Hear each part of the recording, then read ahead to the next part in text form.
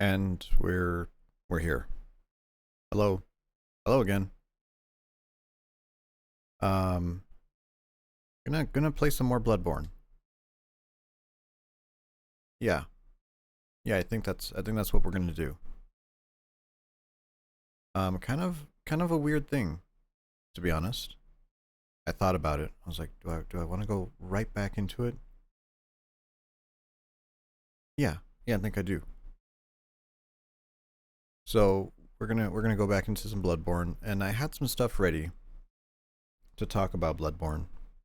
Because I didn't want to go in just raw. I don't want to just start the game. I had some stuff together, and specifically the run we're doing is an arcane run. Now, a regular run, a strength skill run, are relatively straightforward, right? They're all kind of like any other Dark Souls game. You play the game, you upgrade your weapon.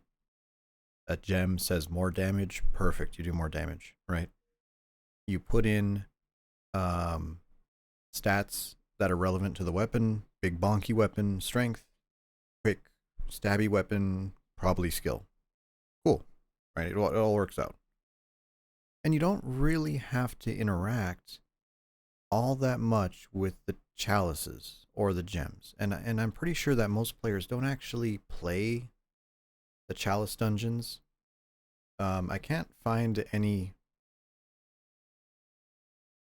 solid numbers on this, but I did look at the trophy data, right? And I'm pretty sure Bloodborne was a free PlayStation game at one point. Um, so this might skew the numbers a little bit.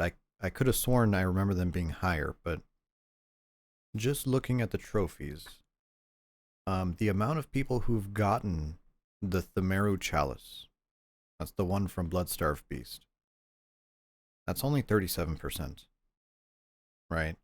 And that's not even making the chalice. That's people who have made it far enough in the game to have even gotten the chalice. So that's killing Bloodstarved Beast. Okay, and then of course the numbers for the Lauren chalice from Amygdala, that's 24%, and the one from Ebrietis, the Eyes chalice, that's 19%. So those are much lower. But still, so like maybe 1 out of 5 players beat Ebrietis, right? Which you'd presume they'd also beat the game as well. Now, how many of those did the chalices? Hard to say, right? But there is another trophy that involves the chalices. There's actually two. Number one is collecting all hunter tools. Now, that one might seem pretty straightforward, right? You have the hunter's bone, you have the glove. If you just go through the base game, you'll get all of them. There is one. There's a single one that is in the dungeons, and that is the arcane haze extractor. Um, I believe that's on the third Themerian chalice. And you need all of them together, so that might filter out some people. Technically, you might not get all of them and still do the dungeons, so take it with a grain of salt. That one is 11.8%, so 1 out of 10. And then there's another one for collecting all weapons, and these are base game weapons. These are not DLC weapons. That's a separate trophy. Collecting all weapons, 8.2%, right? And there is one weapon in the Lauren dungeon that you have to get it from there. So I'm pretty sure that out of all the people that played the game,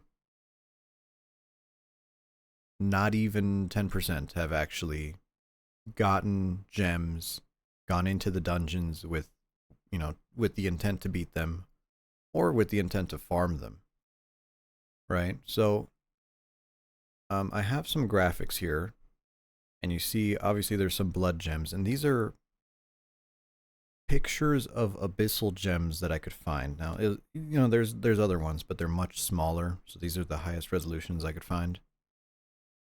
I have a radial, I have a triangle, I have what are they called? Waning gems.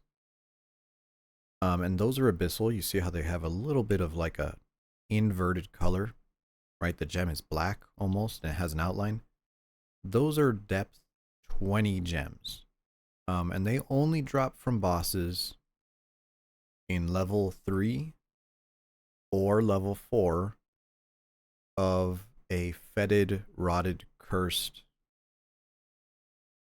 depth 5 dungeon, which is, oh, that's a mouthful. So they are an insane pain in the ass to get. And I used to have some. I had an old save file that I actually went through back when I was in high school, and I farmed all of that, everything. The center gem is a circle gem. That's a blood gem, kind of harder to get, a little bit of a niche, to be honest. The top middle, that's the arcane haze extractor. That's the one that people always forget about. And then on the left is just some chalice materials, the Bastard of Lauren on the bottom, the living string, and cold blood flower buds. Or I guess cold blood flowers. They're not buds anymore. So there's a whole lot that goes into it, and I would like to do this on stream. Now, I don't want to farm using this character. I want to complete this run for this character. I think that's fairly straightforward, easy to do. We might even do the next level of dungeons. Right, make one that's random, just, you know, whatever, just to finish the run off. But I have some extra stuff. So let me show you this character that I have ready. And I actually did this ahead of time. I did this a long time ahead of time. The Nightmare Smoke Sesh. Yeah, it's you gotta pick 3 to smoke. Hello, Bri. How was Silent Hill? I saw you playing more Silent Hill again. Let me load this character. Actually, let me show you the load screen. I think that'll explain a lot.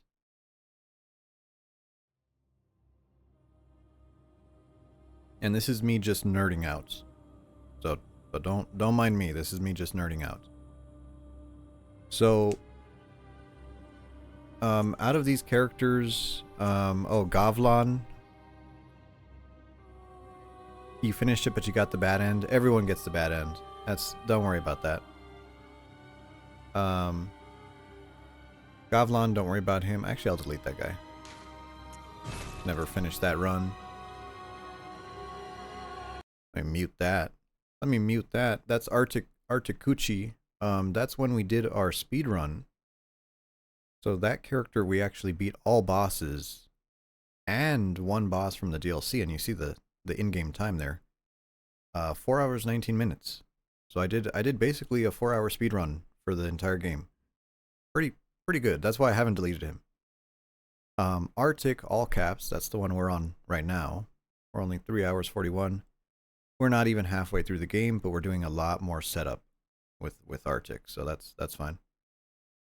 And it's these top 2 saves that are the most interesting. 99 Bling and my HM Mule. Right? And this goes back to before this game got patched. Because I have this game on disc. And I got myself a disc copy specifically for this glitch. Back when the game first came out, if you had 2 save files and you put a pebble into one of the save files and you store things in the other one, the inventory that is saved would glitch out and it would multiply the item in the other inventory. So you can glitch out a character and get infinite anything, really. Right, I muted this game here. And on this save file, I have almost 24 hours. I think this is on New Game Plus 2 or 3. Not quite sure how far I am. I am completely max level on this build. 99 in every single stat. Right, I've done some farming. I haven't done the perfect farming, but that's eventually I want to get the best gems on this save file. I want to make this a perfect save file. And if we look in the inventory, let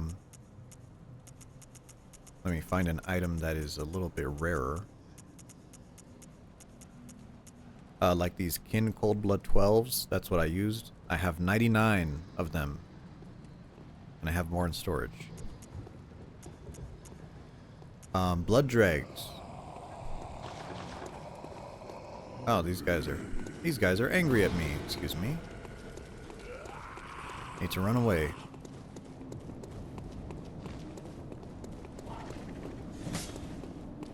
Number items.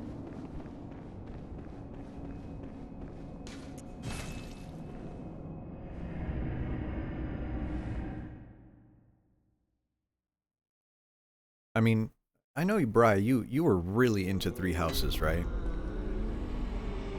Like, you were super into Three Houses.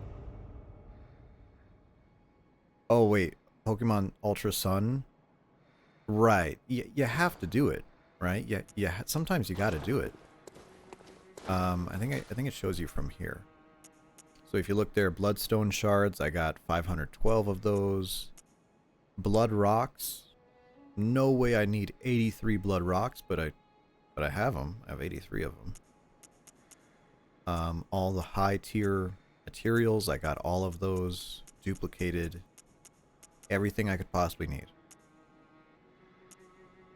Every weapon in the game, I did it ahead of time. Every single weapon in the game, plus 10. Fully upgraded. Every single one. Right? And then same thing for every pistol. Everything that you can upgrade, I upgraded it. I don't think I have every armor set, because some of them are in the dungeons. That's of course a long time. And then some of the gems that I have. Blingborn, yeah. Oh, Blingborn. So this is like one of the better ones I have. 20 point. Actually, are they on the weapons themselves? Yeah, see, I farmed. These are the best ones you could get in the DLC. And now, the DLC, you can only get up to 21.5% damage up, which is great. In the base game, just the regular base game, you can only get up to 18%. The DLC, there's a couple stronger ladies who drop these gems that go up to 21.5%. What's this one? Oh, 22.3%. There we go. These are the better ones. 22.3.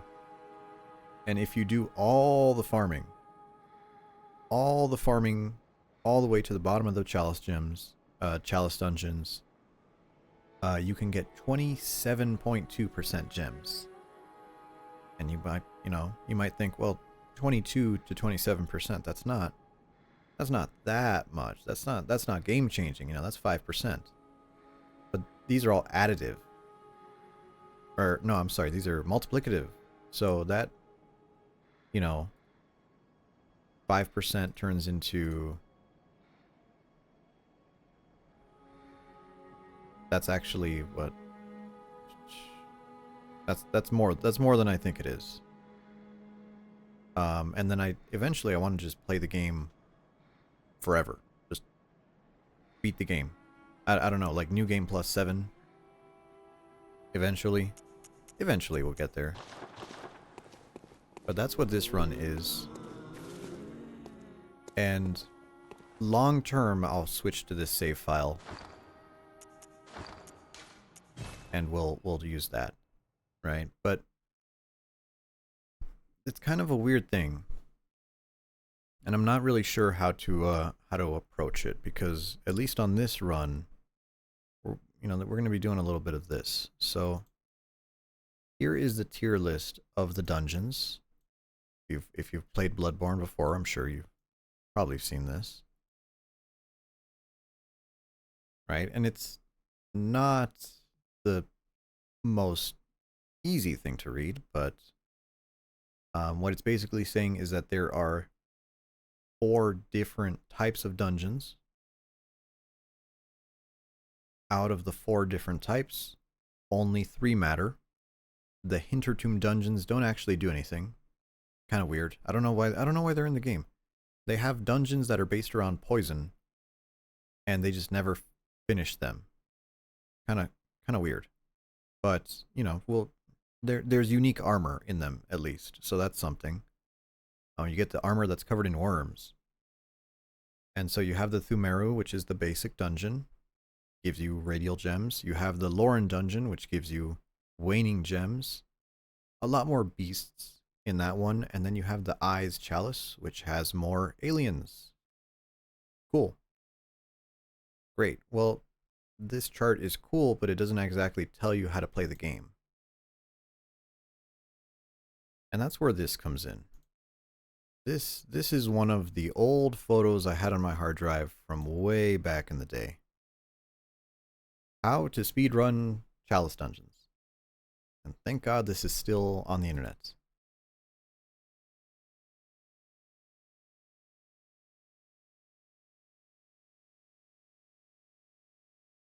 So it tells you how the dungeons are generated, right? Every floor of the dungeon has this same layout.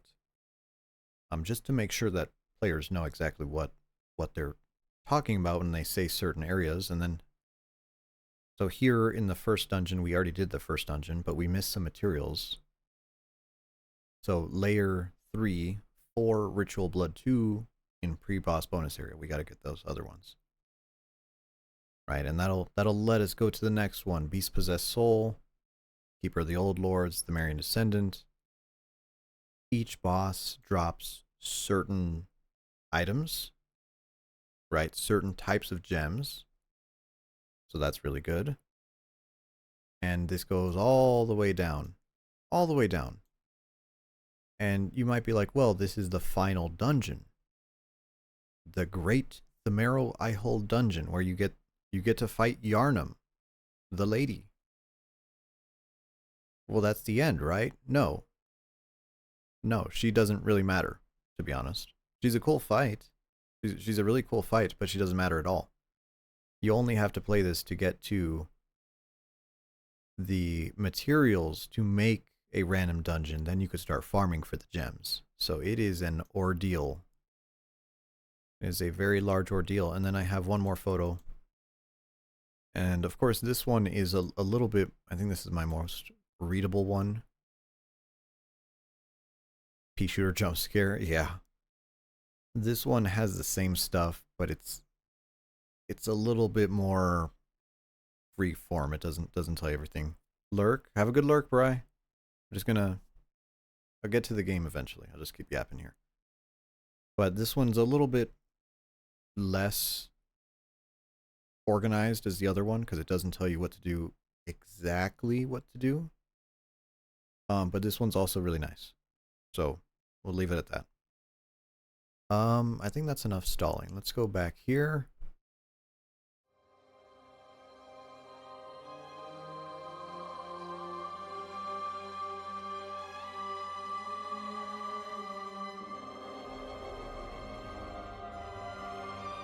Oh, actually, I think I'm going to let this play out, because there is a cutscene if you don't start the game.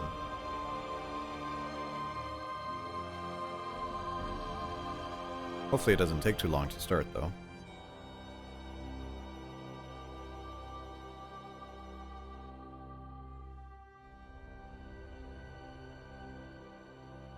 So earlier today I played some Battlefield 6. It didn't go so well. And then I played some Dark Souls 3. That went well enough, but it wasn't...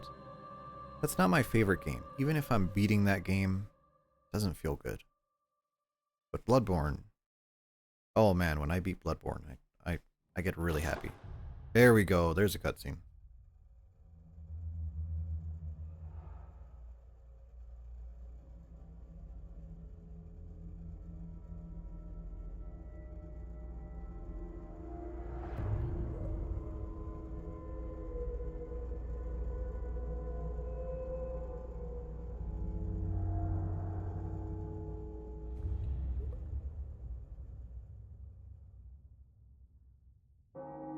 I have some fresh coffee here. Actual coffee, not the instant stuff. Not today.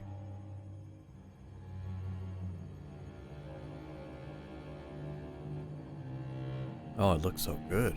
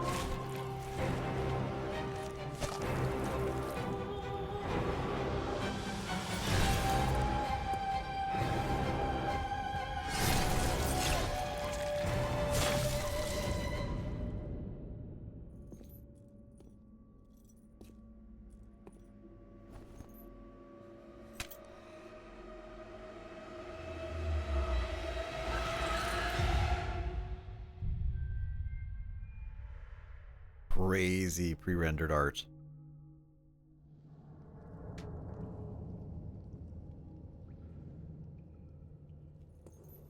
Is this the dungeon? Is this actual Chalice dungeon art?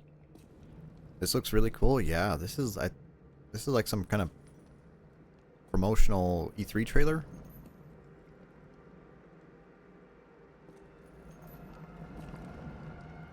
But this is just what happens when you don't play the game. This is just the idle cutscene. Oh shit.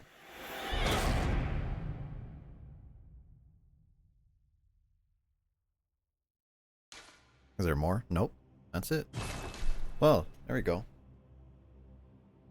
That was badass. That was really nice.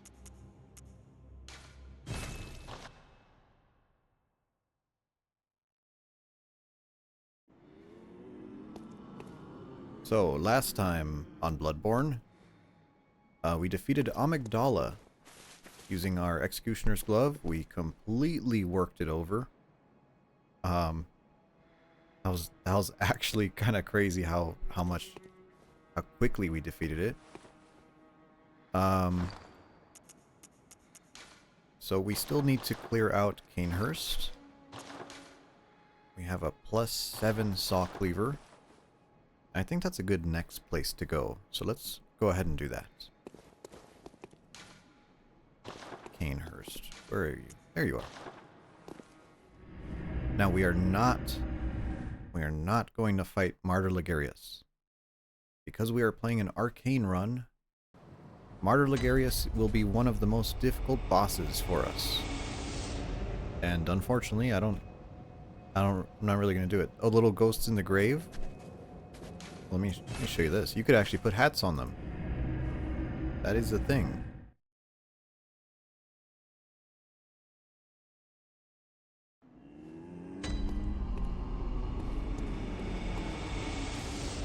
So if you come to the back of the building here, in the hub, there's a little tree stump here. And you can give them, there's a few different items. That little girl who dies, you can give them her ribbon covered in blood. You can also give them bandages, but we have hats. Here's the Yharnam hats. Oh, there they go. Now they have hats. Cute. And I'm pretty sure that goes for all of them. Even the ones... Does it count these? No? Maybe not. Maybe it has to reload the save. Or reload the area. Could have sworn it did it to every single one.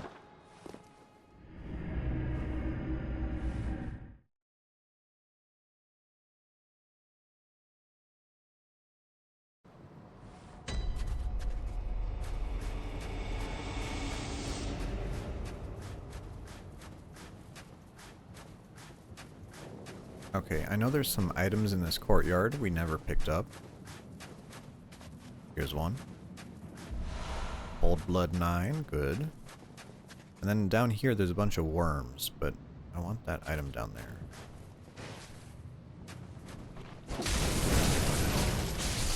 Oh, these worms suck. Oh my god. Wow, it couldn't even move. They gave the worms hitboxes and collision. That is... I don't remember them having collision.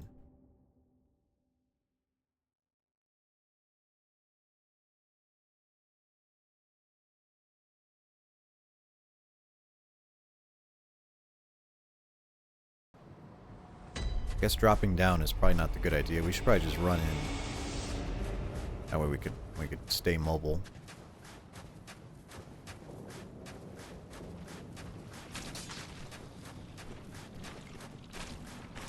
Keep turning. There we go.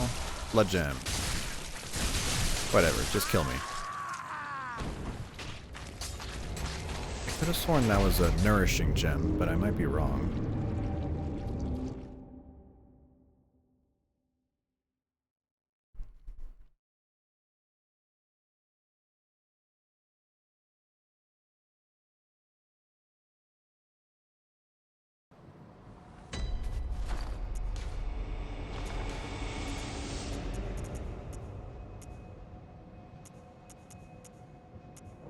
Oh, it might have been that one. Increases damage when you're near death. Not the best ability, to be honest. Other FromSoft games often have items that will increase your damage when you're near death. Usually, in Dark Souls 1, Dark Souls 2, and 3, it is called the Red Tearstone Ring. Now, the Red Tearstone Ring is comically overpowered. But Bloodborne doesn't have rings. Oh, that's the wrong button. So, if there's no rings, how do you put that effect into the game? Well, the way they did it for Bloodborne is by the gems. So the gems in this game have 3 effects maximum. Usually, it is a good effect, primary. It is a slightly smaller secondary effect. And then, very rarely, a negative third effect.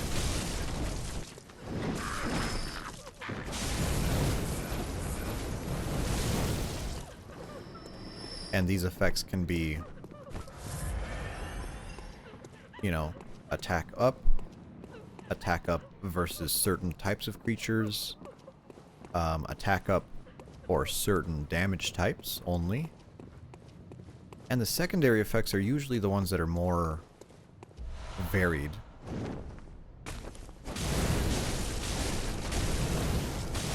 And that's where you'll see something along the lines of when you're at maximum health, it might do more damage. Or when you're at minimum health, usually under 20%, it'll do less. Some kind of effect like that. Or it'll do a flat damage increase, which those are very good, very desirable.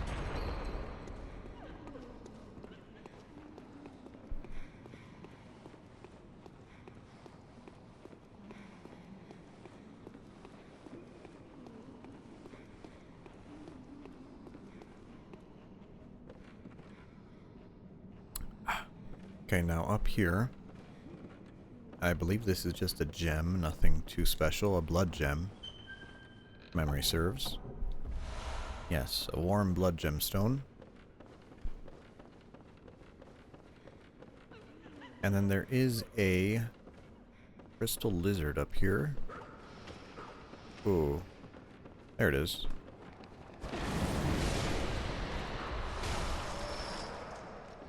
Well, I call it a crystal lizard. That's what they are called in Dark Souls. Unfortunately, the crystal lizards aren't really a thing in this game, but they're mechanically the same.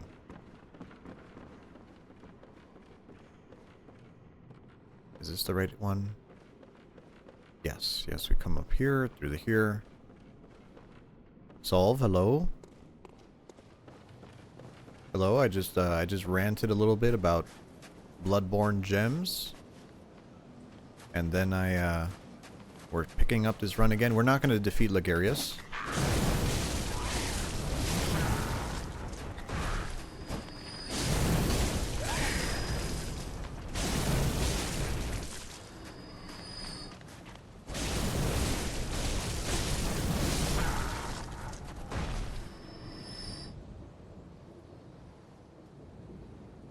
Oh, yeah, if you want to leave the stream up, that's perfectly okay.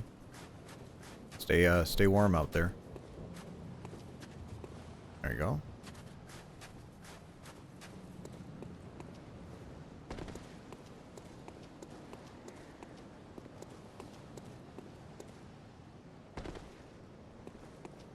And you could tell you're never supposed to, like, get off of this area. Because when you look down, they didn't really complete the texture on the snow. They just kind of are like, yeah, no one's gonna move the camera down there. It'll be fine. Kind of funny. Hello, Pi.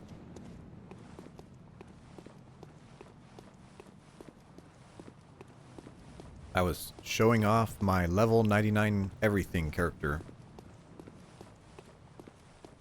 I glitched one of the save files on an unpatched version of this game, specifically to get everything I could. I still haven't completed farming on that one, but I do have some very good 22.5% gems. No, 22.3% gems on that save file.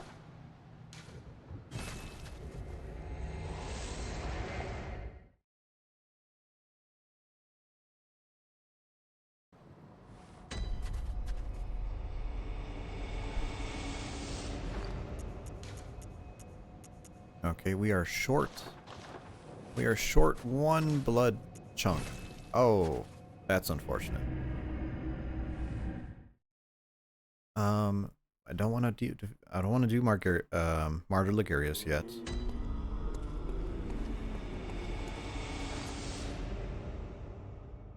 So let's go do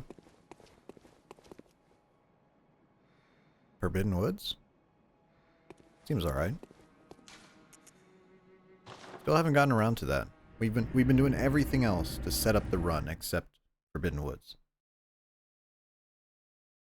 We absolutely deleted Amygdala last time we played, thanks to our Executioner Glove.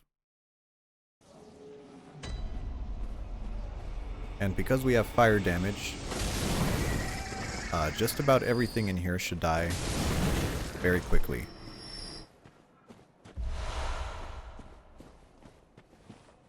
Let me lower the volume just a hair. Just a smidge. There we go.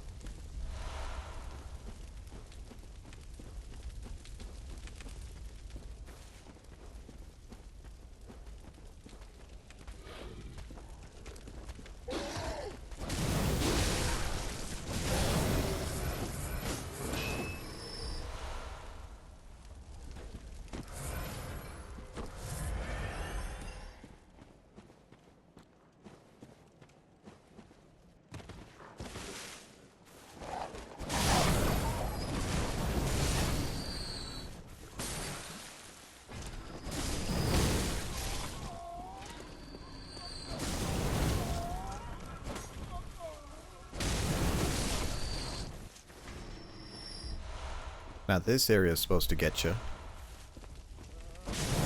There's enemies that throw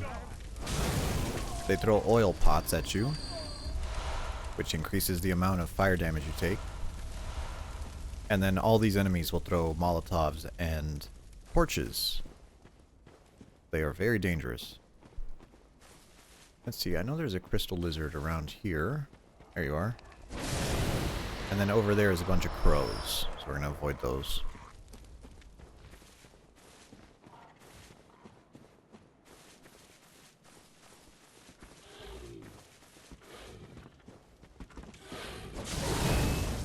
Nice dodge.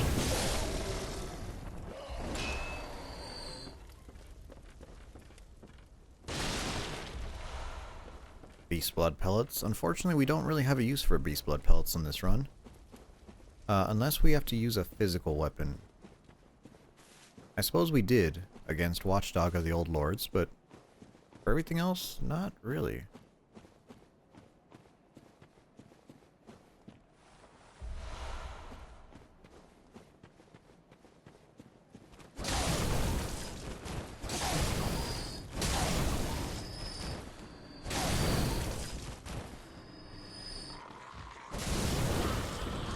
Being able to comfortably one-shot stuff is very nice.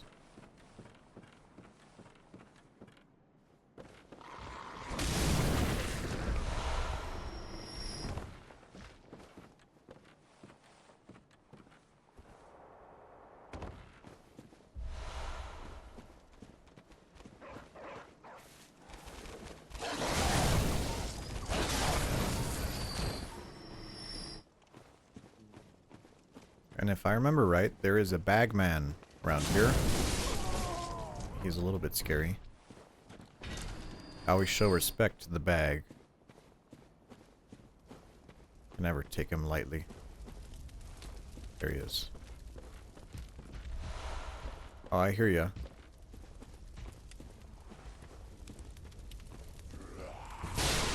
Oh, he broke the stuff. That's nice.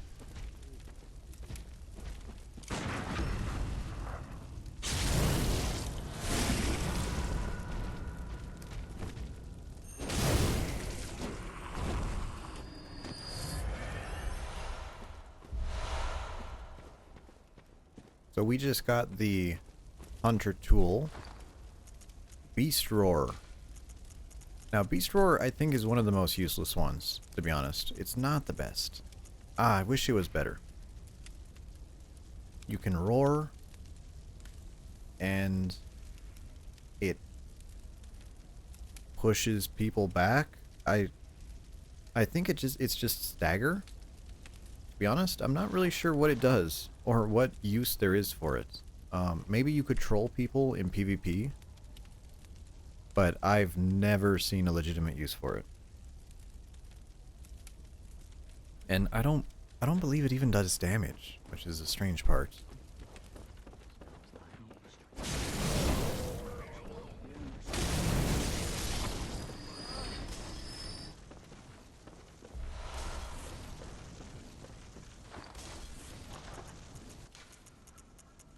Oh, we only have 3 Molotovs. I see.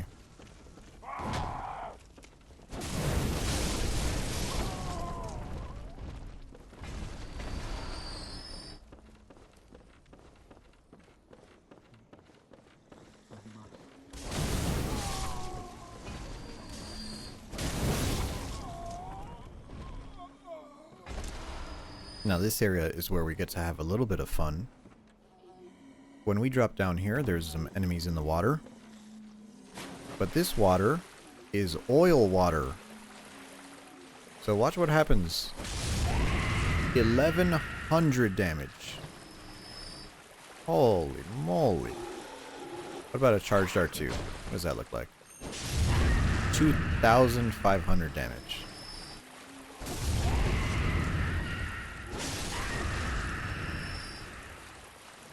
Because fire bonuses go both ways.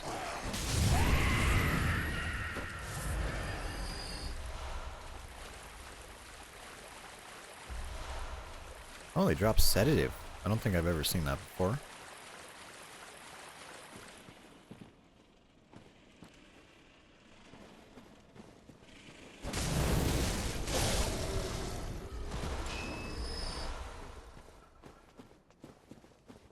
And that really is just the power of elemental damage.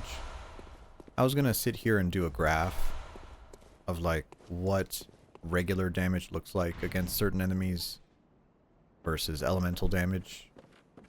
And I made a spreadsheet of all the damage resistances of the bosses. And to be honest, it wasn't as insane as I thought it would be.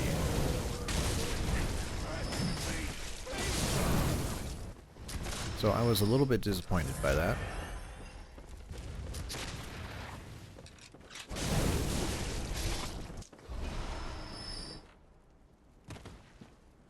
We have to be a little bit careful in this section. Run and don't die. There we go.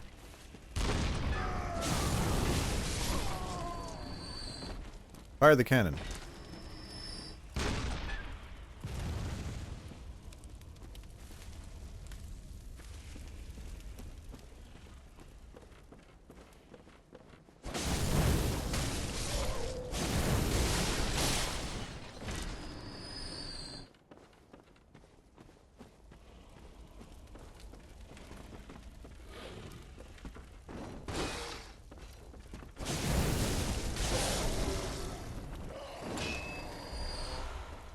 What is this item?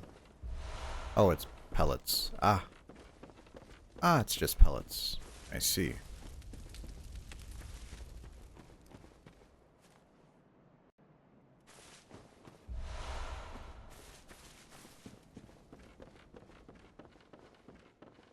Now we can get the cannon here. And the cannon is not very good for our type of build, but it is free money.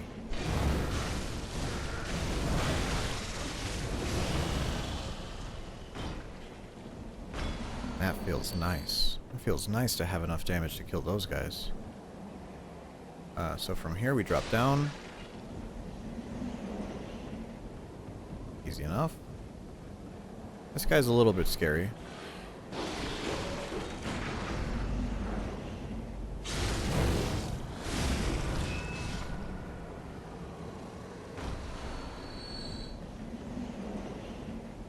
I feel like all the guys that use that comb is really scary. Big hitboxes on that.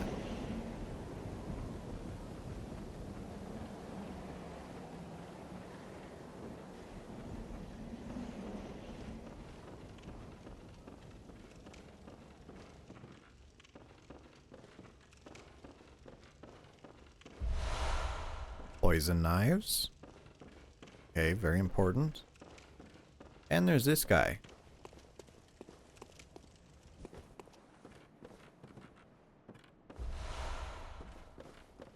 So this guy is an abhorrent beast. Usually that is a boss you can only encounter in the Chalice dungeons. But this guy is one. But you can actually fight him. Now, he makes your game lag because he transforms, but I think we should have enough damage where we can get rid of him pretty easily. Maybe I should use an oil bottle.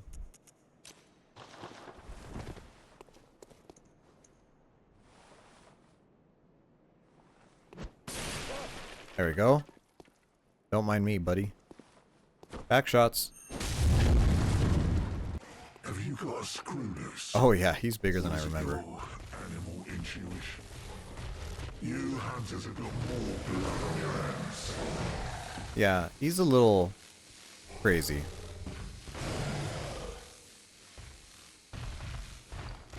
How many Molotovs do I have?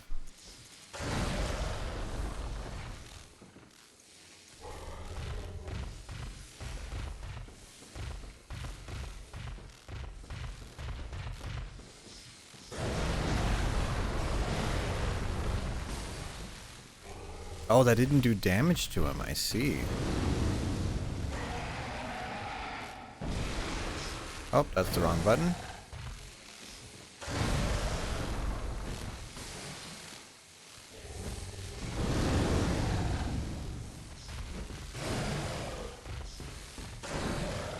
That went over you.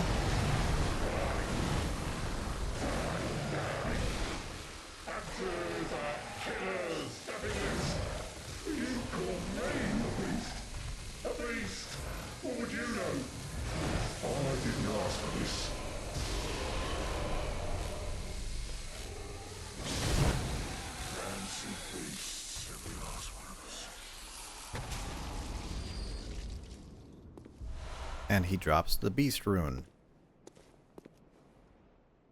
Now, this guy, you can actually send him to one of the locations where you rescued other characters. Well, if you did that, he'll kill him.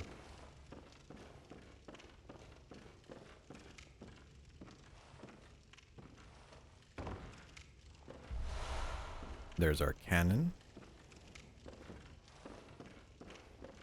And we'll drop back down here.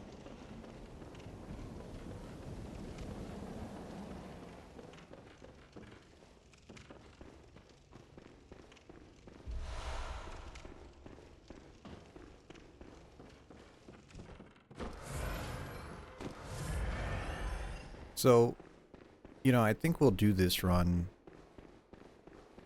And, you know, I've been thinking about the other character. And, you know, I would eventually have enough to use basically whatever weapon I need to use. But I've always been really attracted to the Beast Claw. Because it's that one weapon. It's that one weapon you cannot get in regular game. You have to go all the way into the Chalice Dungeons. And I've gotten really good at it, but it's easy to fall out of practice because they do permanent beast meter on you, which means you take more and more damage the more hits you get. And I am like what do you say? I'll join the Confederacy, sure.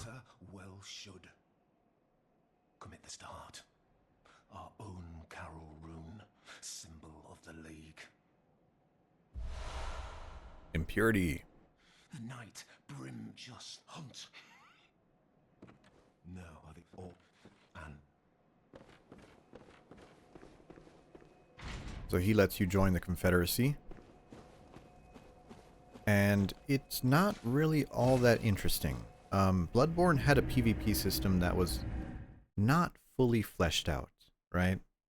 So, if you picked Vile Blood as your special rune, Vile Blood would give you health regen when you're at low health.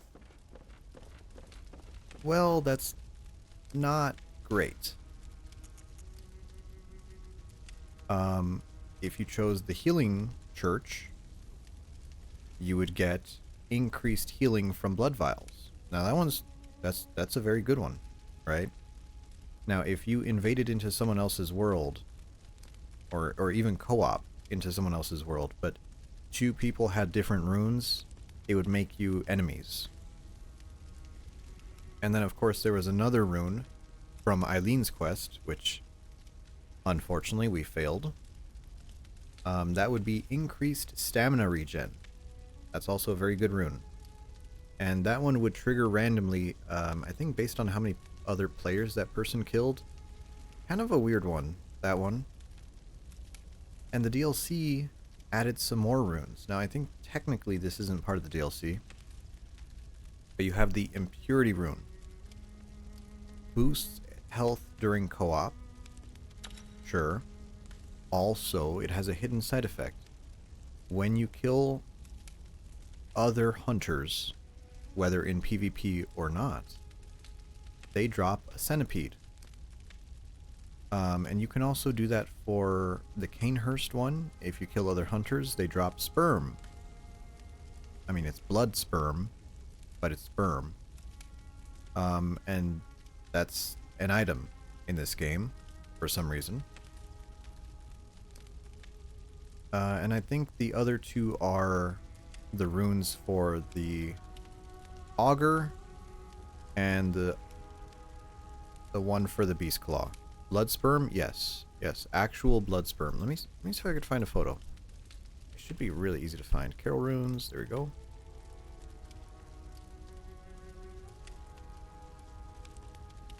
Corruption, blood drags, there it is.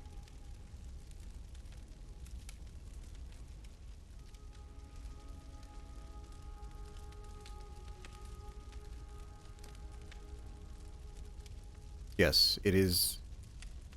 I mean, you tell me, what does that look like to you? It's sperm. It's blood sperm.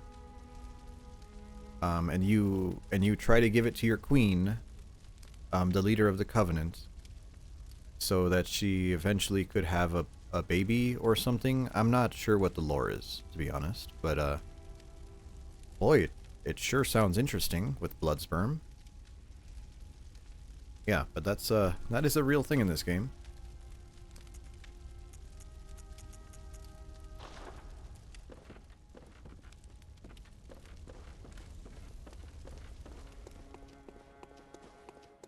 Welcome. What? Very well.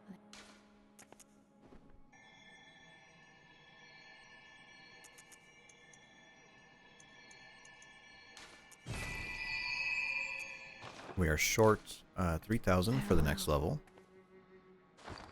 Let's see if we have some things here. Oh, we actually have kin cold blood 10s. That's 8.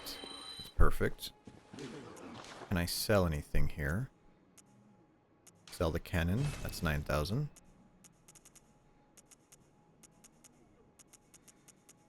Nightwig. That's another 12,000. Awesome. Welcome. What? Very well.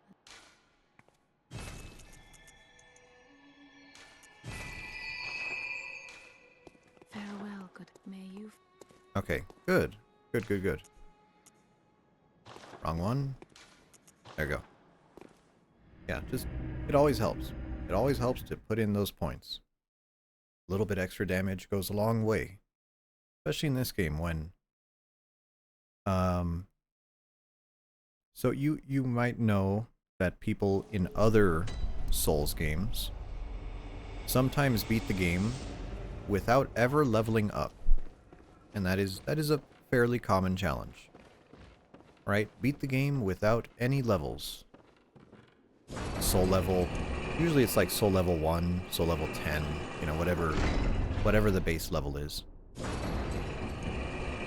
Now, in Bloodborne, it is much more difficult to do that, and there's a very good reason. When you level up in this game, it doesn't just give you health. Even if you do not level health, every point that you level up gives you damage reduction. And so even if you are level, you know, base level health versus base level health at level 50, the amount of damage you'll take will be very different.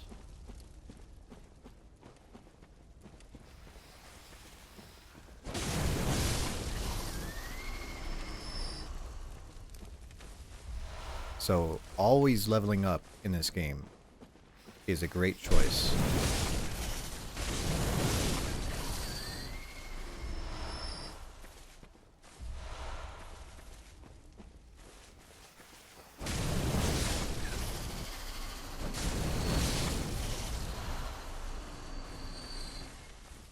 Now, somewhere over here,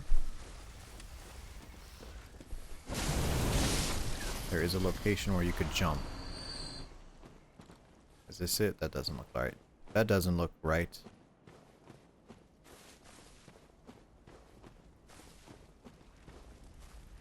I think it's right here.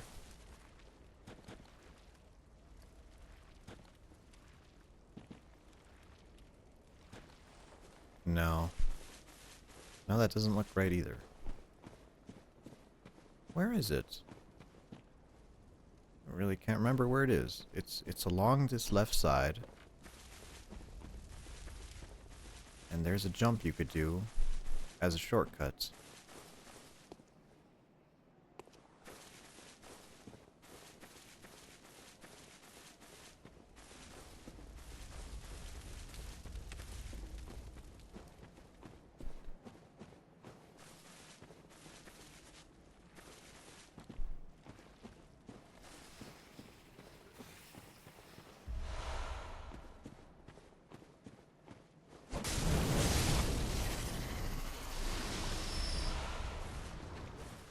Oh, here it is. Jump across. And if you come up here, you get an extra piece of armor. The mask. Well, where's the rest of the clothes? Oh, they're right here. Great Garb.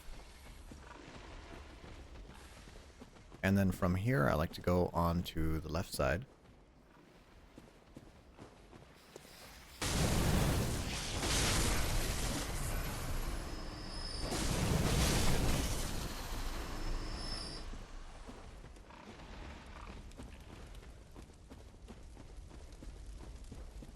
Now, Forbidden Woods is a very difficult area for me. I'm really not that great with remembering where I am, but I have my ways. So once you see the fireflies, I turn right. And there's one snake guy up here.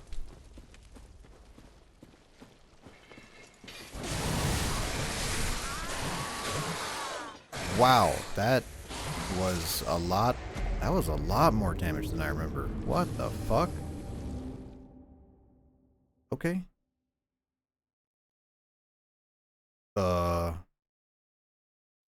Yeah, man, I don't remember that shit. That's crazy.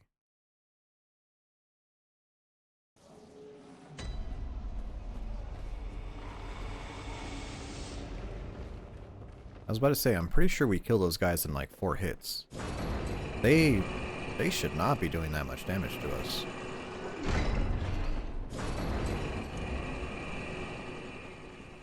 Maybe it caught me in an animation? I'm not sure. Either way, it's a short run.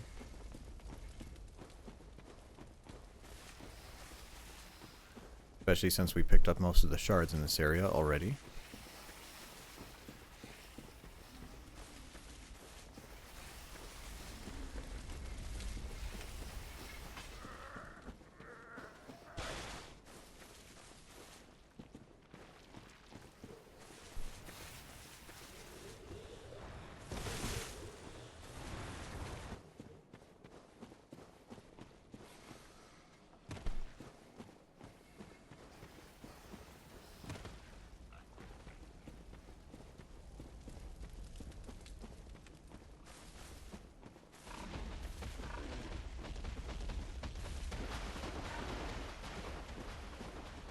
And we're back here.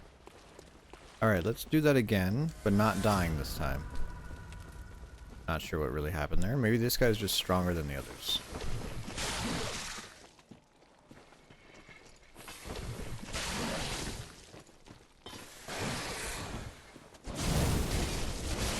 Nope, he died in 3 hits.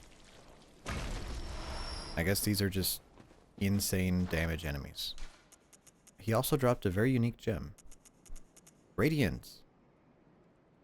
Reduces stamina cost. Adds poison. That is completely useless.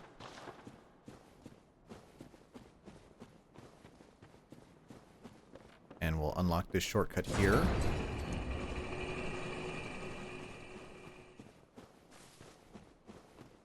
Now, out of the gem effects in this game, I wish some were better, and that's one of the ones that I wish was better, stamina cost ones.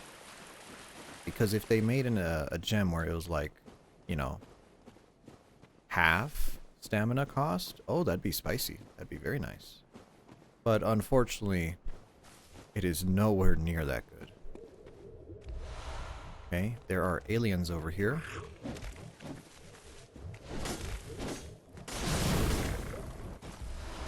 And they drop gems. We have to be careful with the ones that have the big hair, because the aliens with the hair can actually shoot projectiles at us. So hopefully we don't die.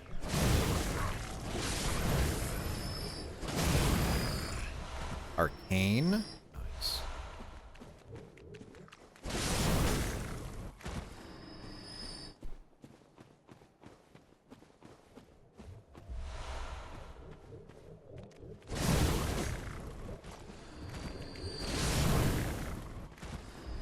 Another arcane gem. What do you have? Tempering gem. I dropped triangle-shaped gems. Did we get anything good?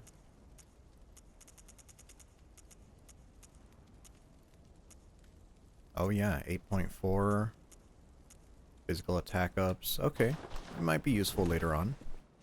Nothing too game breaking, but it might be nice to have them.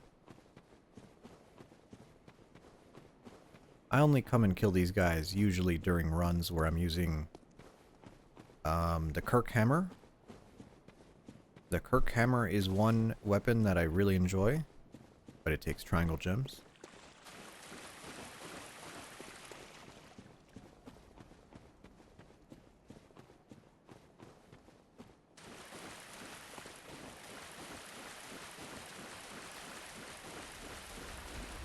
And then, of course, there's a giant pig. I almost went around to backstab him. And then I remembered we killed him in 3 shots because we do fire damage. Whoopsies.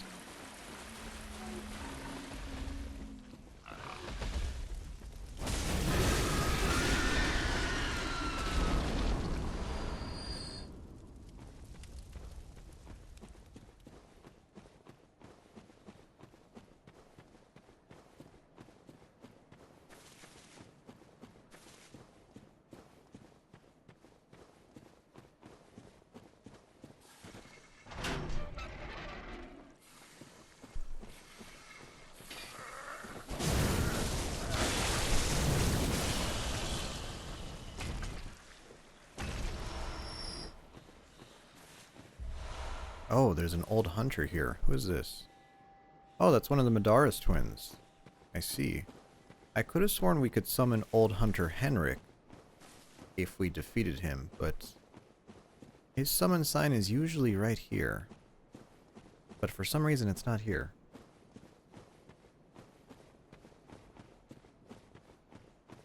No, it's not over there either. So we got one order of business to do before we try to fight this boss. And that is, of course, getting one more chunk.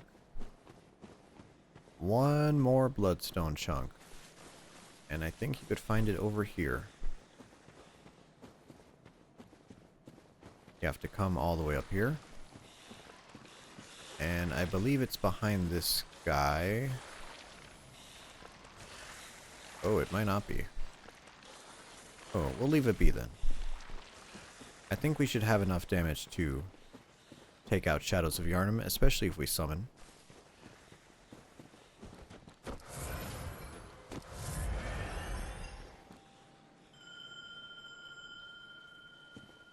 Get our bad boy in here.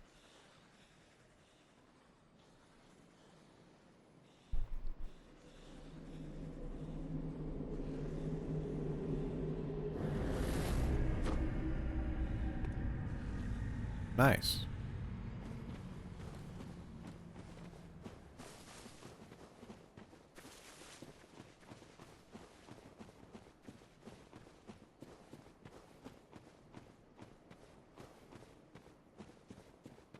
So these Shadows of Yharnam are actually not that hard once you understand their AI, right? And the thing about their AI is they are very prone to dodging after they get hit, okay? And that means when you have them, you want to hit them once, wait, hit them once, wait, right? You want to make sure you let them dodge in between your hits. Otherwise, they're much more frustrating to fight.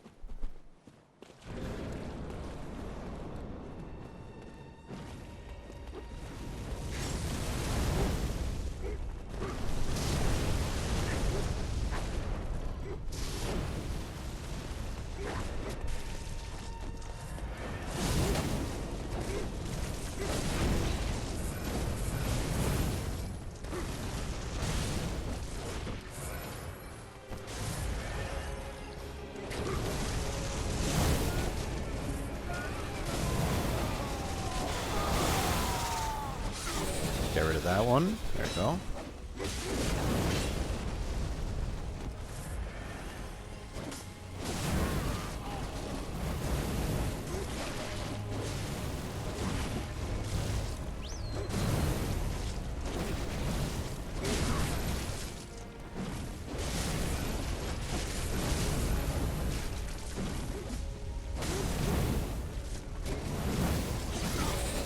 Get rid of that one. One left.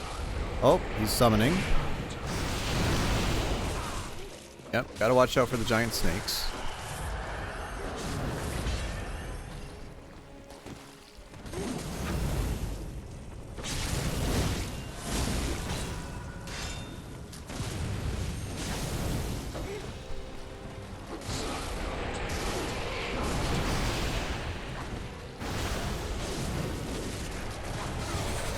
And they're dead.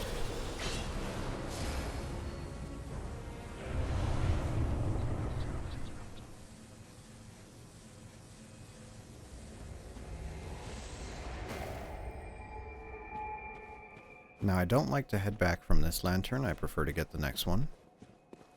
Just saves us a little bit of time. Especially since there's a big fly here.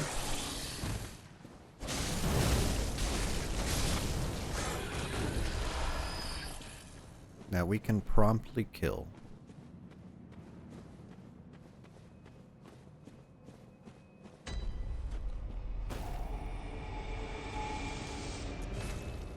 So, kind of at a hard decision time. I want that extra blood. I want that chunk. That way we could upgrade our weapon. Welcome. What is? Do we Very attack well, Rom? That's what, 2 extra levels? Yeah, we'll take those. Let me just double check what Rom's resistance is. So Rom, which is our next boss, he has the resistance of 58 to bolt damage, 93 to fire. That's pretty weak to both.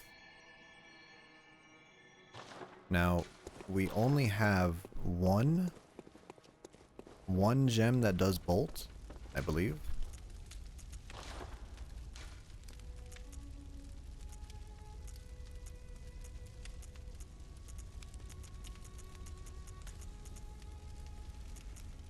Oh, and it's, yeah, 6.3%. So for sure we're going to be losing 20-something%. No, that's quite a bit.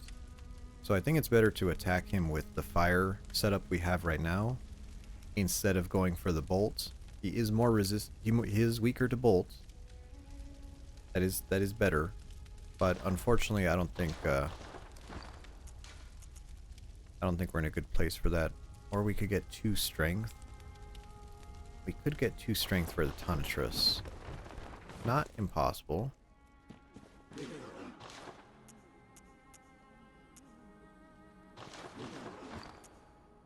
How is our gem situation? We do have a lot of gems, but it'll only be a +6 Tonitrus because I don't want to upgrade it past +6. I suppose we don't really get to use it that often, so maybe it is worth it.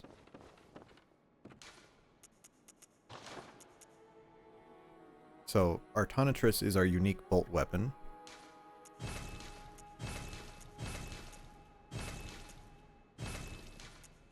Okay, we're stopping the upgrade there. Okay. And let's go to Baled Gem Fortification. Put that bolt attack up gem. And what other gems would we like? Physical attack 9. It's pretty decent.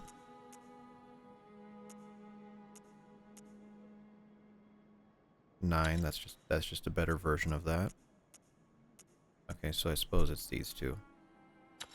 And we do have the negative modifier attack versus beast down. We're not going to use this weapon on any beasts, so that's fine. Completely fine. We just need 2 levels to be able to use it. 2 levels in strength. And how much is a level for us? Let's find out. Welcome. What is it? Very well. 20,000. So we need about 40,000 souls. That's not that bad, actually. That's 10,000 here, I believe. I mean, let's try popping everything. See how we do.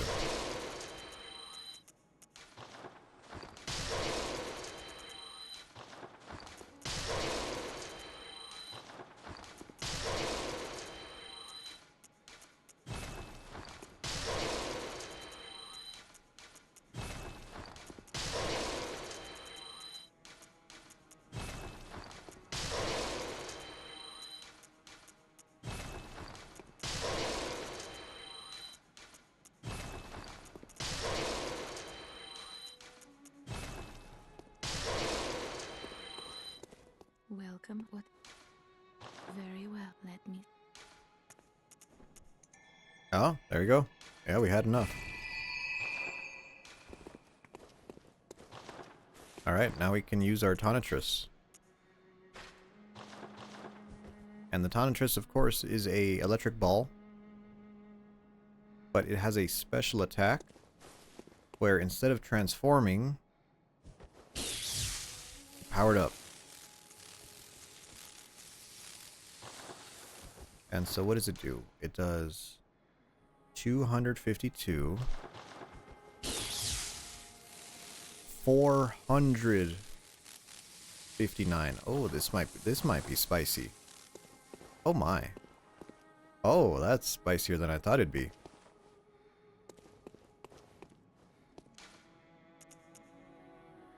Let's go find that last piece of... Oh, did I go to the wrong one? I might have gone to the wrong one. Let's find that last piece of chunk. And once we get that chunk, we should be... We'll make a decision then. Because hot damn, that is... That number is a lot higher than I thought it'd be.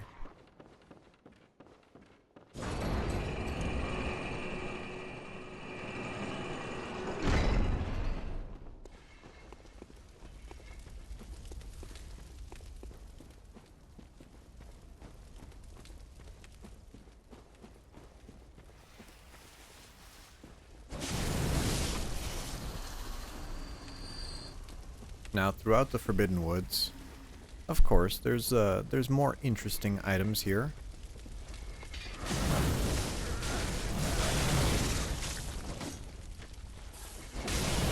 And one of those items is runes. There's actually some very decent Carol runes in this area. I think you get runes for resistance frenzy, poison resistance, stuff like that. Not really game breaking or game changing, but useful. I think we go here.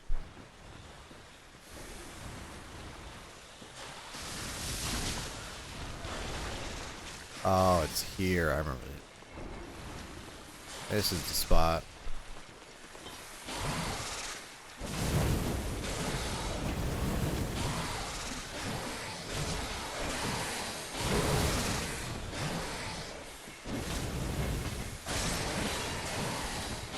Oh, I don't like these guys. Let me walk past you guys. I'll take this. There's our chunk. Wonderful. What is this? Coins.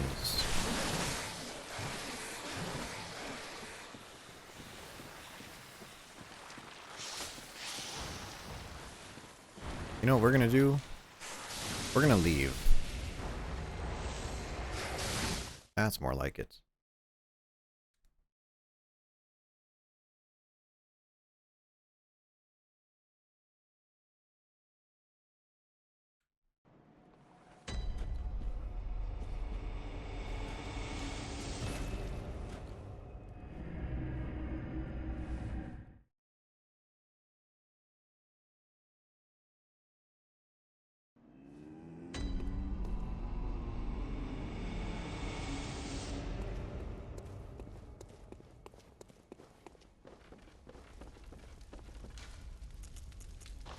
So now we can have our saw cleaver +8. Wonderful. And then our Tonitrus is +6. We'll use our Tonitrus against Rom.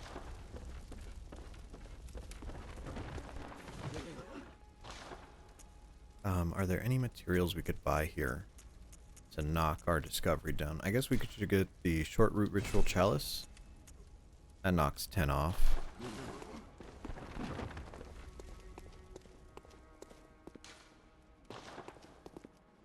And on to Bergenworth. Now, Bergenworth is not a very large area. It's just a little mansion, along with the lake.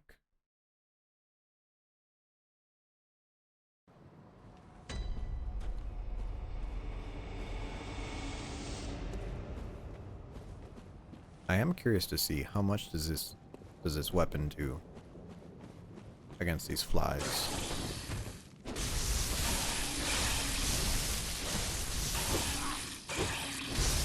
Not that great. I guess the fire is still better against these guys.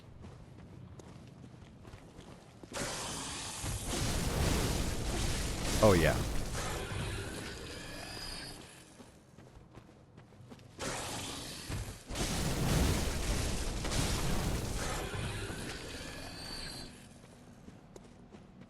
And the flies are not very threatening, but unfortunately, they tend to follow you very aggressively.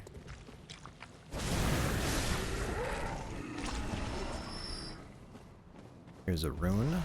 Arcane Lake. We might put that on for the ROM fight, we might not. That decreases the damage you take from arcane damage. 7%, if I remember correctly.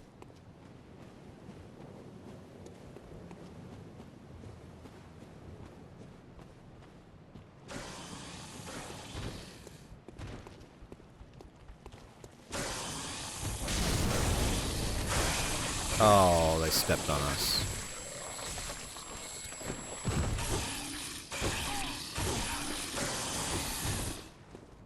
Hate their combos.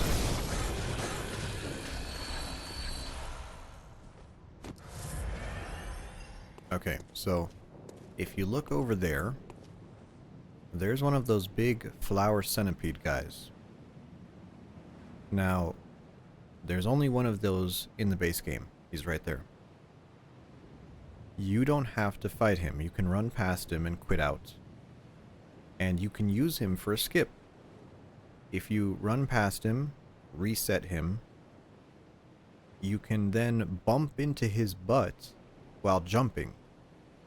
And it will try to put you on his butt just a little bit, and it'll give you just enough height to jump over the railing and fall into the lake for the boss fight. That's a really interesting skip. But we're not going to do that. We're just going to kill him normally. Gotta watch out for him because he has fireballs. Oh yeah.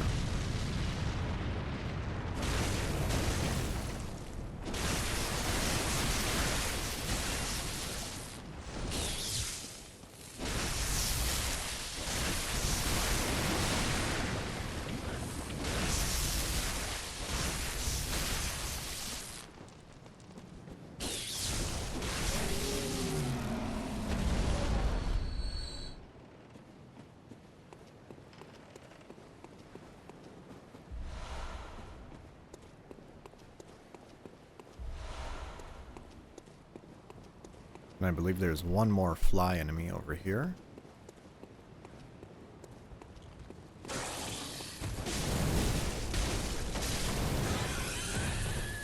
And they're guarding some sedatives. Might be useful.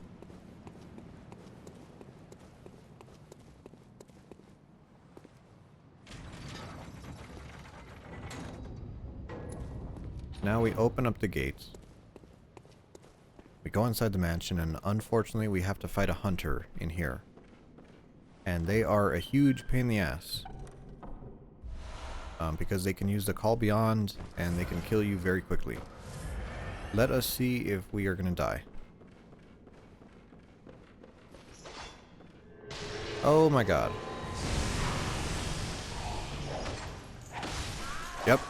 That's what happens.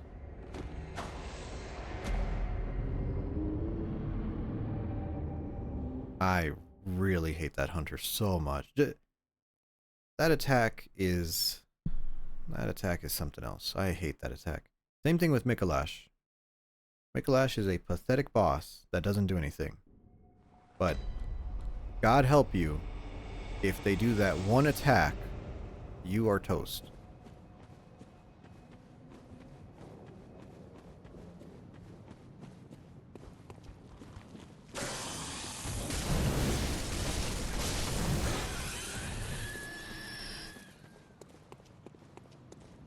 Let's try it again. Didn't lose too many souls there.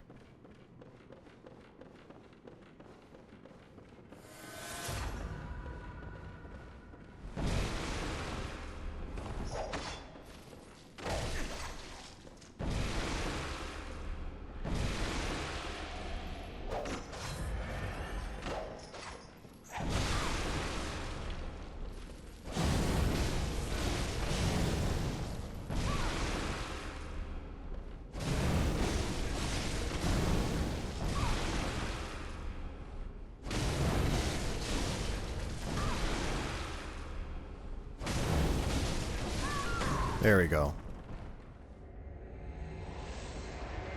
And yes, they have quite a bit of health.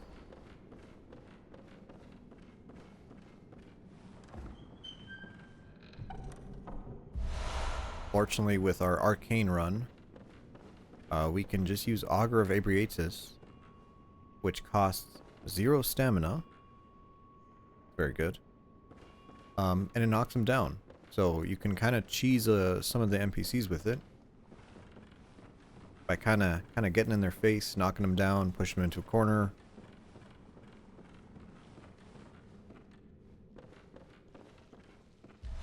Here's the key we need. And if we go further up, I could have sworn there's some more enemies.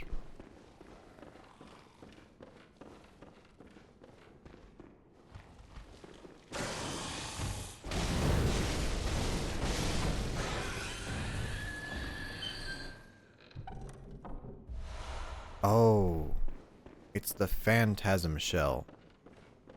Right, that is another hunter tool. That one is not very useful. It's one of those arcane tools, like these other ones that are reusable. Except this one lets you use it to put arcane damage on your weapon. Now, of course, there's fire paper, there's bolt paper, but there's no arcane paper. This takes the role that would be arcane paper. And one of the reasons why it doesn't really work, right? It doesn't work quite right is because you need to have some arcane to use it. But when you use it, the other items are just better. It's just better to use the other stuff. And even if you have very high arcane, it doesn't change how much damage it adds. It's just a flat, you know, boom, here's you know, whatever damage. Here's 80. I think it's 80 damage, 50 or 80. If you talk to this guy, get some insight. And then you can also hit him.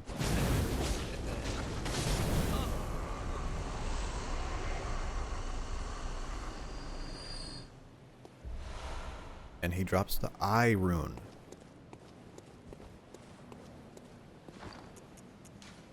Okay, now we're going to look at our equipment. Rom does physical damage if he hits you, but he does arcane damage primarily. We have to look through our armor for something that will have very good arcane damage. Resistance. Student uniform is one of those. Yep, that's the best for that slot. And arcane damage is that star. Oh, white church. There you go. There's another one.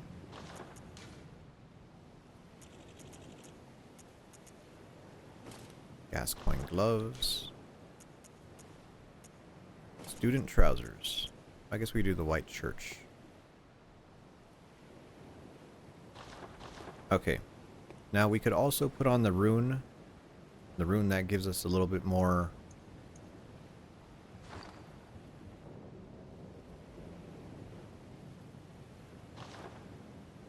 resistance. I don't think we need to do that. Let's get the executioner glove ready.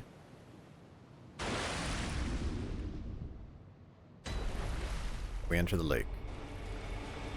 On your first run, Rom is never aggressive. Not on the first run, at least.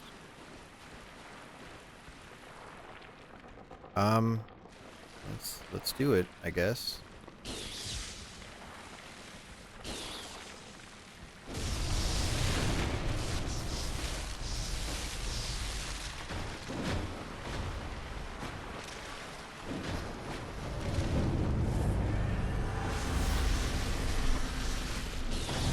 Okay, we did enough damage to get him to teleport once, which is honestly a little bit fine. I knew we weren't going to have the damage to kill him outright.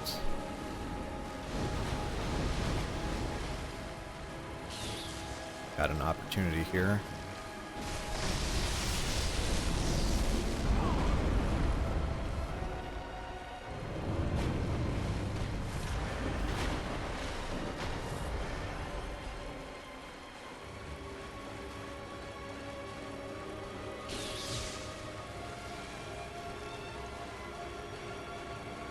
Now I'm switching to my fire setup.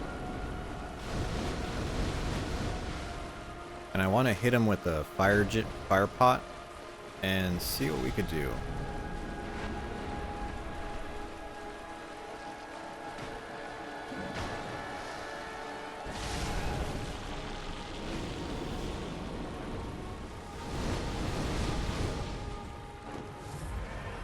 And those projectiles that he shoots are RNG. Do they hit you? Do they don't? Who knows?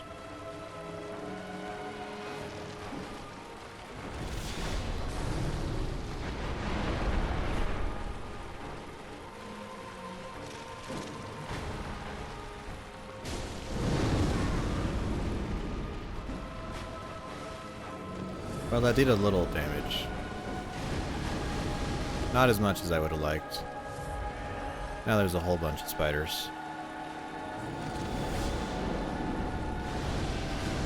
That still hit me? Whatever.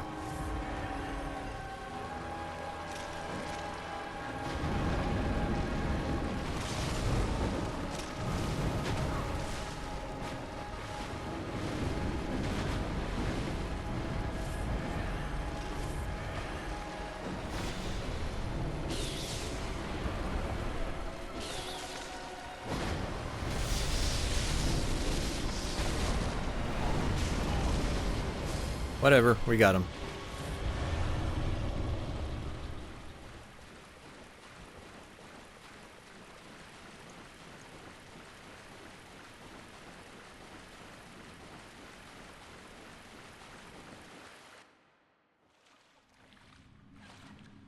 We could have had a little bit more damage there, but honestly, we're fine.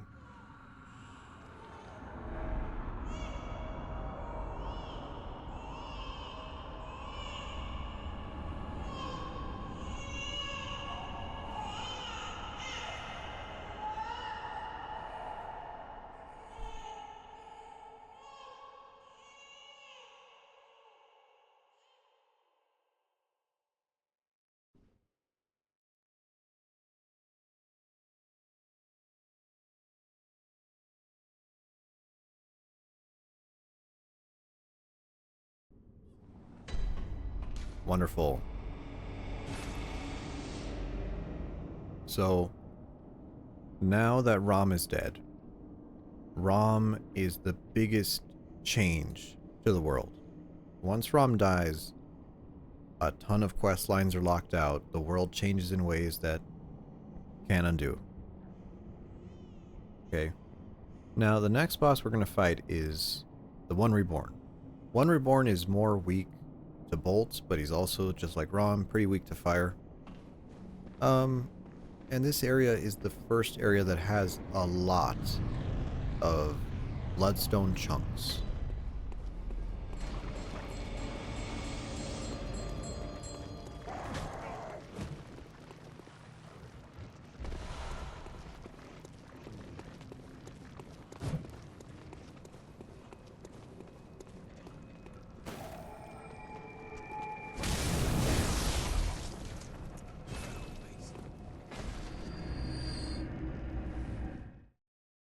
Let's go turn in our souls.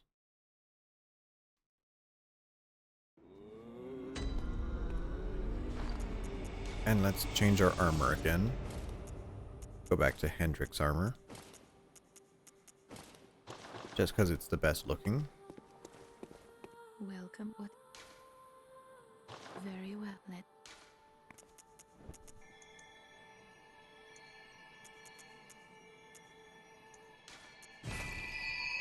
Now we have 40 Very arcane. well.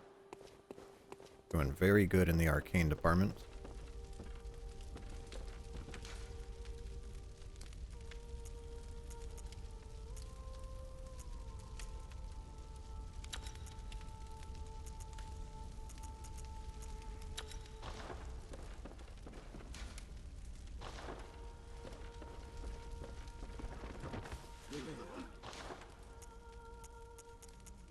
Oh, and then after you kill him, also you can buy twin bloodstone shards from the insight shop.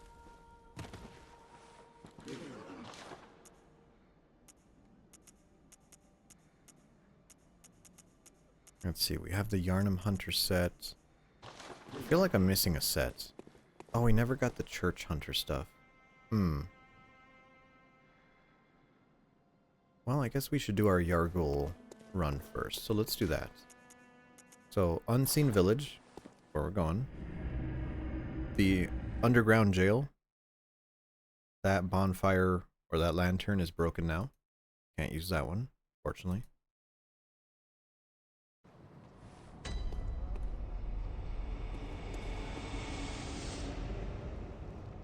Now this area has a bunch of respawning enemies. The best way to deal with them is to run past them and only fight the enemies that spawn them.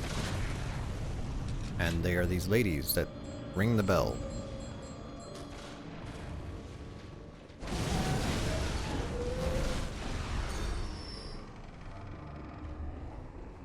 Here's our gem.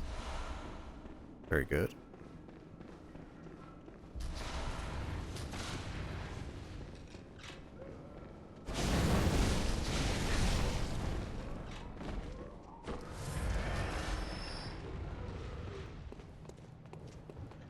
I believe there's some bolt paper here.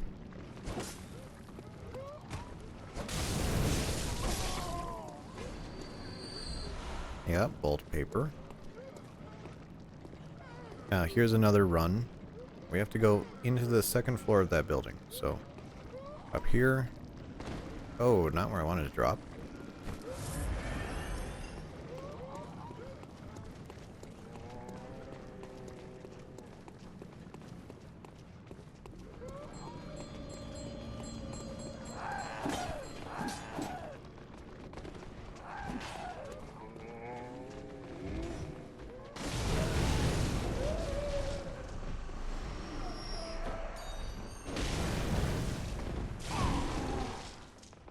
Oh, that still hit me. Come on, do a regular attack for me. Do a regular attack. There you go.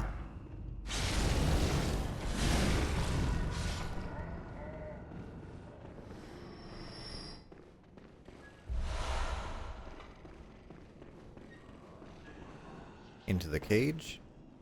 And this is our key to the upper cathedral ward.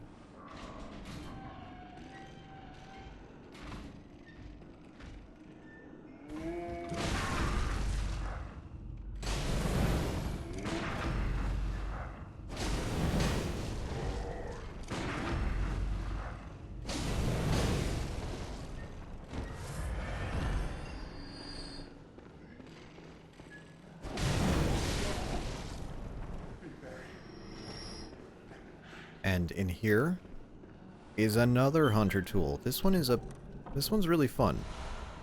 The tiny Tonitrus.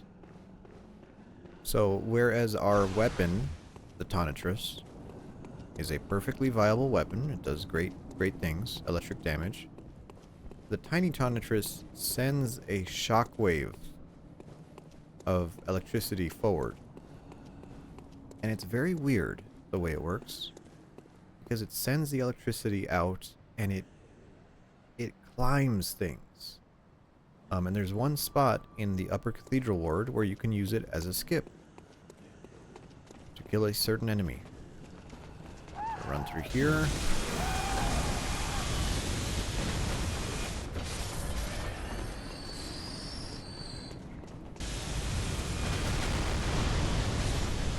Make sure the amygdala kills all the old women for us. Run here and immediately run left. Kill that lizard. 2 bloodstone chunks. And then come back for the lantern.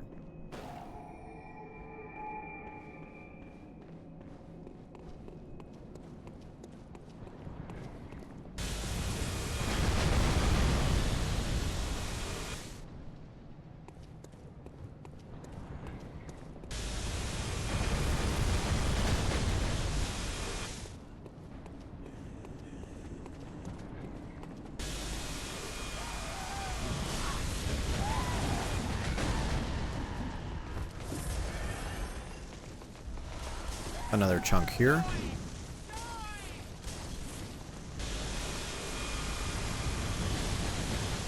Now his explosions from the laser are delayed. Pretty fortunate for us.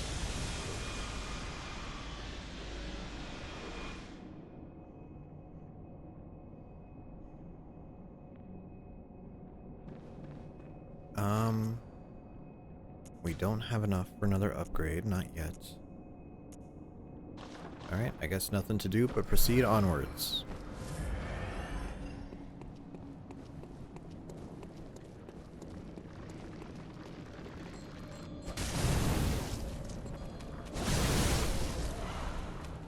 Old blood.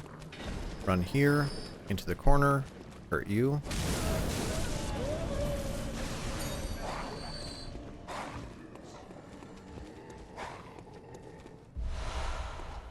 Blood vial refill.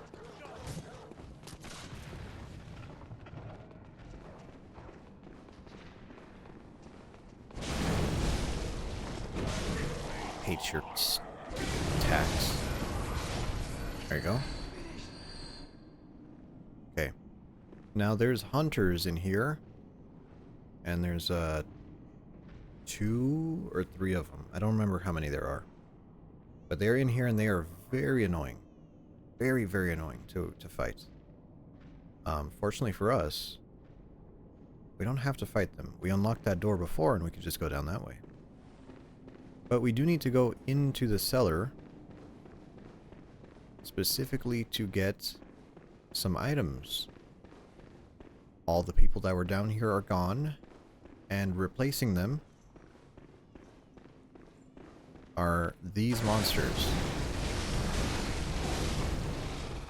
Was not quick. Well, it's good that you took your time. It's okay. This is the cell where we were.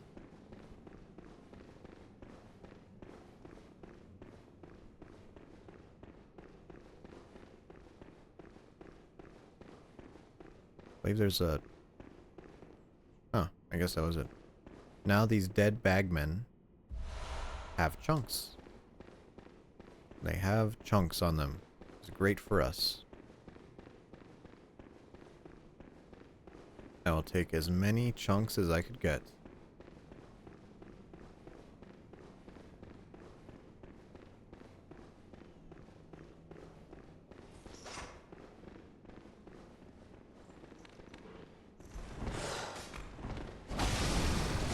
Oh, that hunter is here. Oh, hell no. Get him the hell away from me.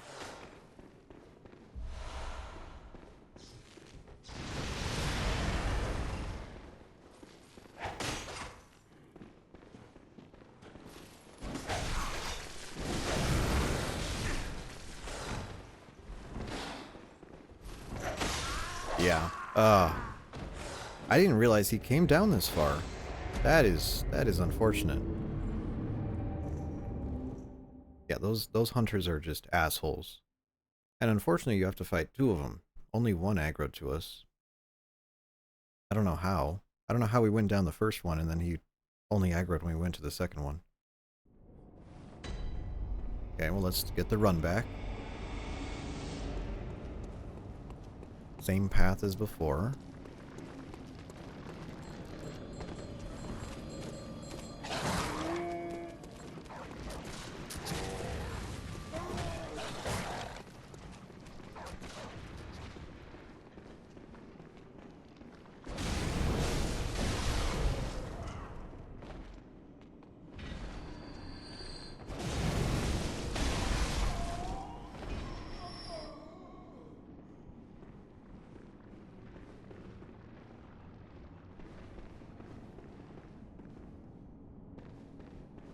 Let's run down and kill that dog.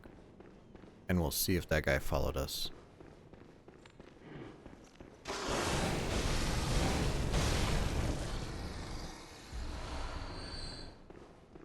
Where's our souls? Okay, here they are.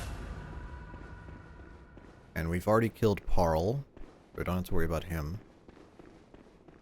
No, he didn't aggro this time. That's interesting.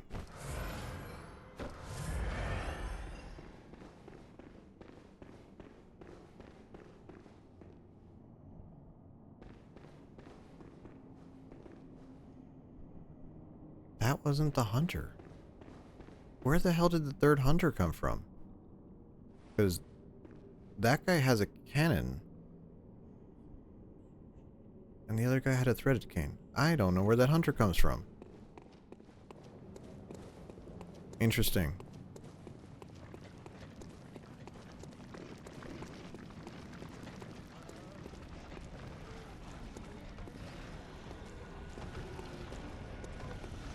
Okay, either way, the streets are now filled with these coffin things.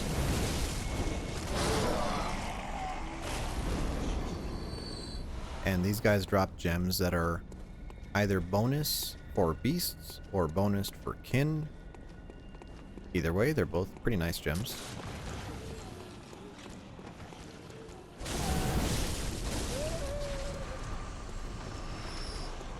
Kill the bell ringer.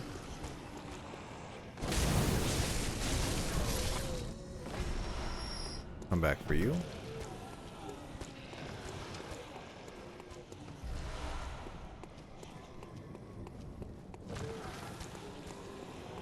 And there's one enemy in here.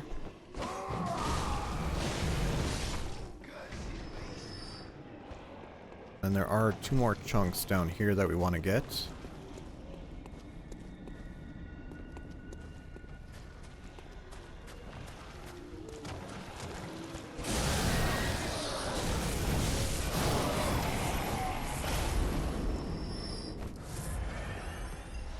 Right here.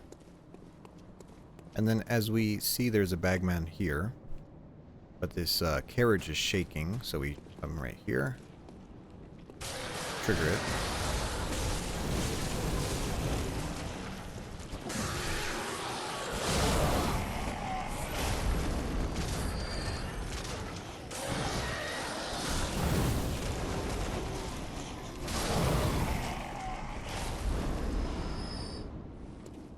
Two more bloodstone chunks.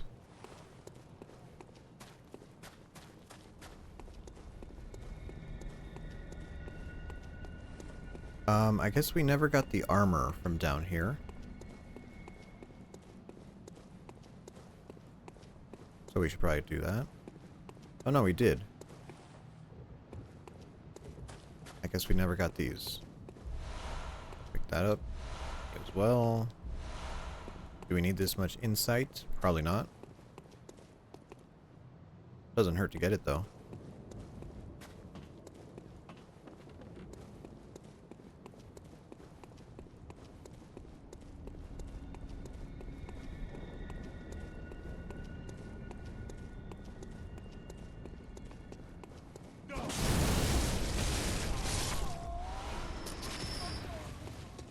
Okay, now we need to go back to the elevator.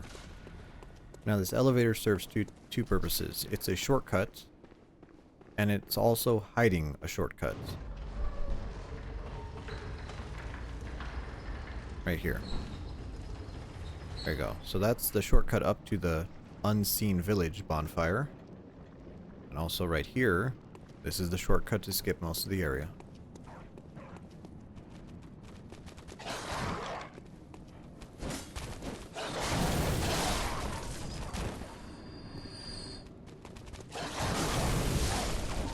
Gotta watch out for these dogs. And I believe there was one person here. There's a crystal lizard around the corner. This guy drops chunks, so be careful. 2 more chunks. And there's a wolf down here.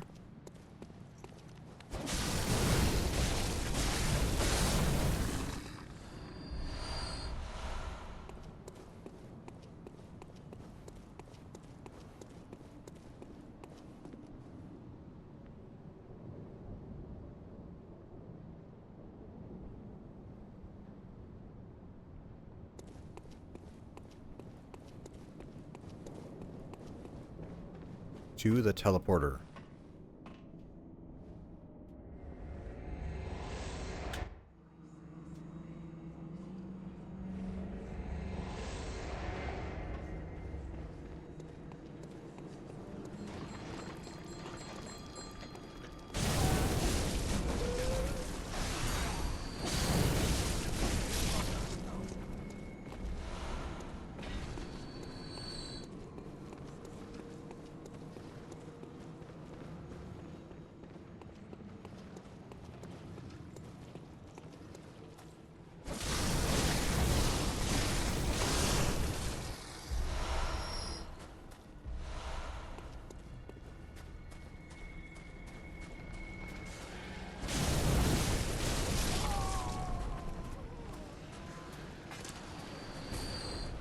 And if I remember correctly, there should be a gem in here.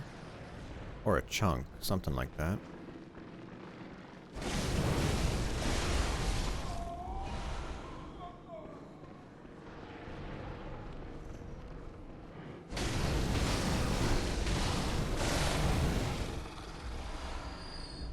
Tempering damp. Ah, that's physical attack up. One of the better gems in the game, but unfortunately not one that we can use on this build. Sorry to say.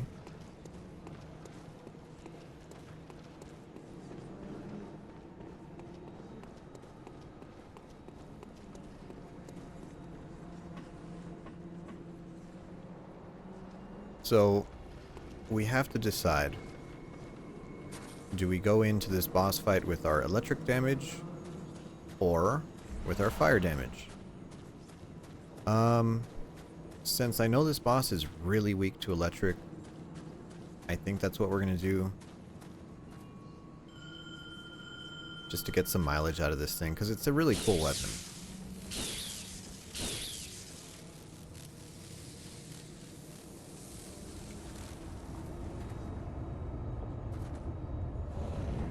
Defector Antol, hello. And time for the moon to have an abortion.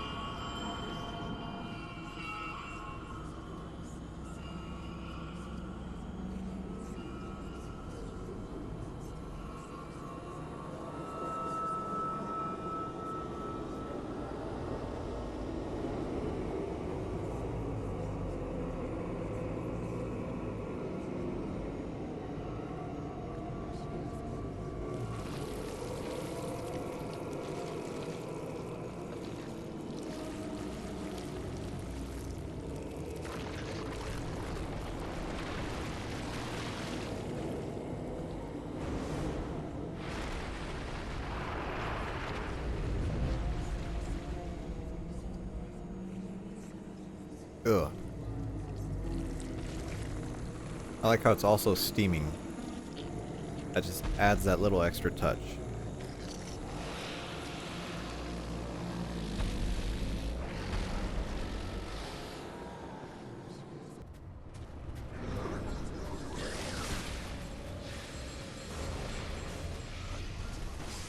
So we're going to let Defector Antol take care of it for a little bit.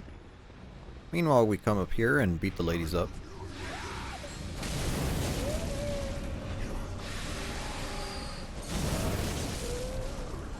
These enemies slowly heal the boss, buff it up. We want to make sure they don't do that.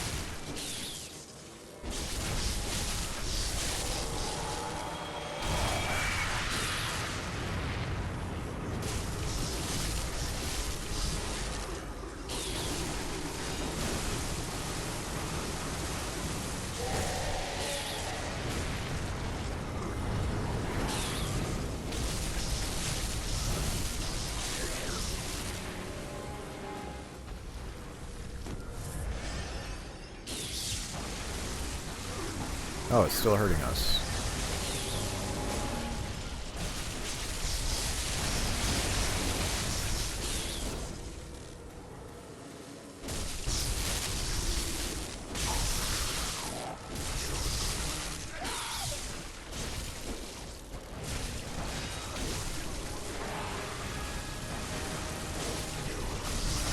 Let's try the fire, see how this does.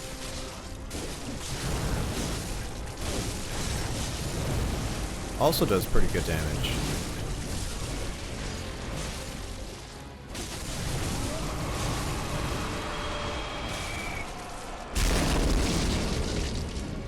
Wow.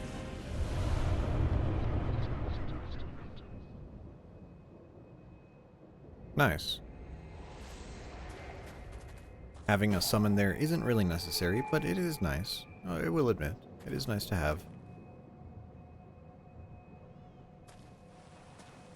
We're not going to return. Let's hit the next lantern, and then we'll go back.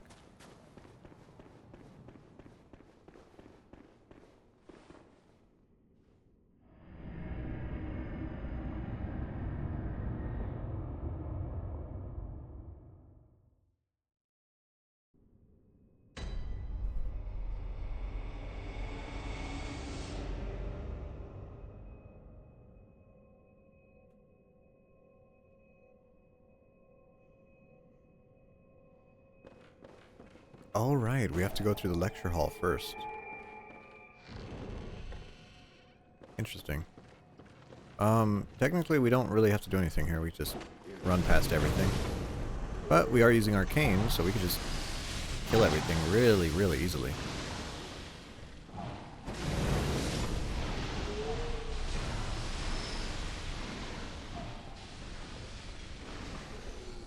But we'll just run past everything here. And I know we could talk to Patches for a rune that gives us a little bit more stamina.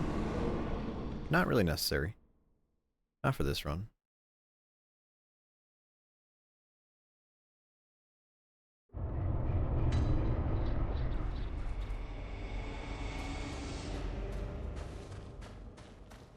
So we are in the nightmare. Pretty similar to the Nightmare Frontier that we faced earlier, except this one has a little bit more story stuff going on. Same Lauren Silverbeast and same issues. If you kill them with fire, you don't have to deal with the maggots that come out of them. Fire gem. Ooh, that could be spicy. What do we have in this? 8.4%. What did we just get?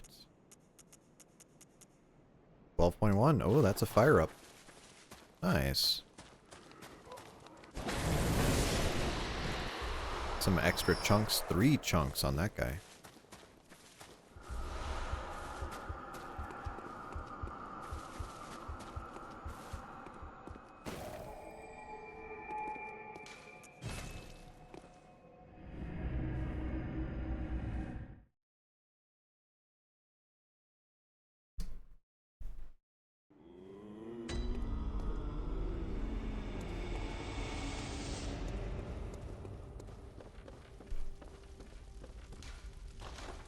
So let's take our saw cleaver up another notch.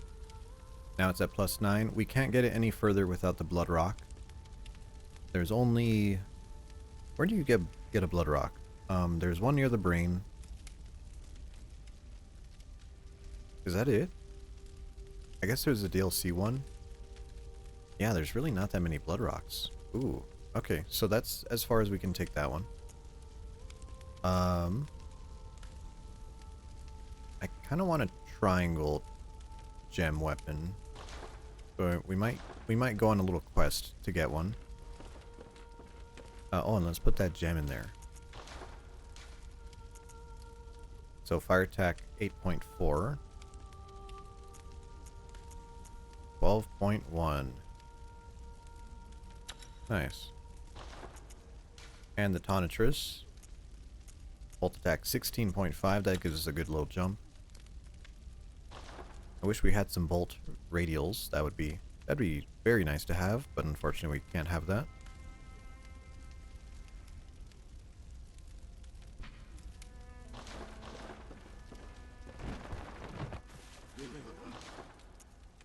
We can now buy bloodstone chunks. Although they're very expensive, 20 insight each.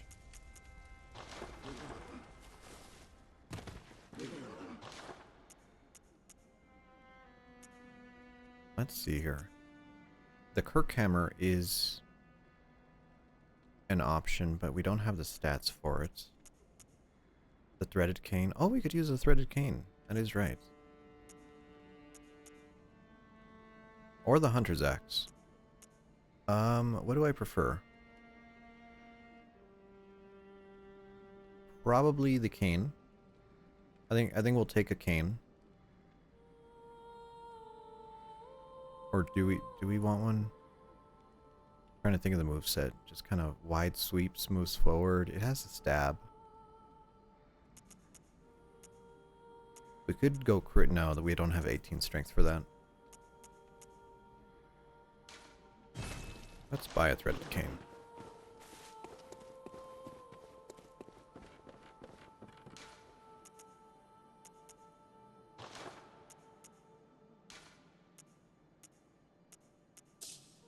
We need 2 more there.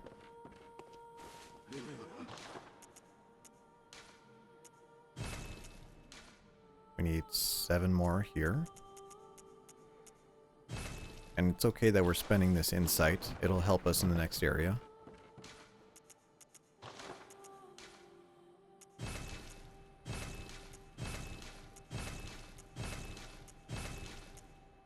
And chunks as well? Sure.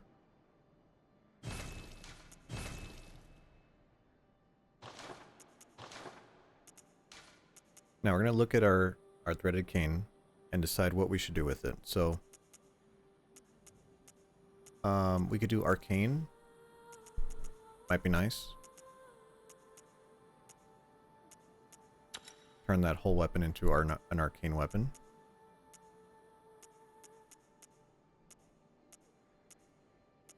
Do we have anything that increases all attack? See, we have this physical attack 18%, but that's not physical.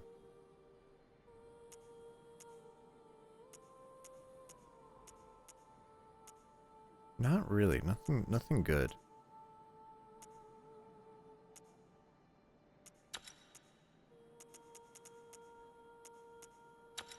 Kind of a shame. Once we get through the brain area, we should have another gem that kind of slots into this. But at least now we have an arcane weapon. Not a great one. But, you know, it is something. It is something. Better than nothing. Better to say we have it than not. Welcome. What is... Very well. Let me... Because your gem selection is very limited in the base game. Let's get ourselves up to 35. Farewell, good... What do we do now? Just trying to run through my brain here. So we could go do...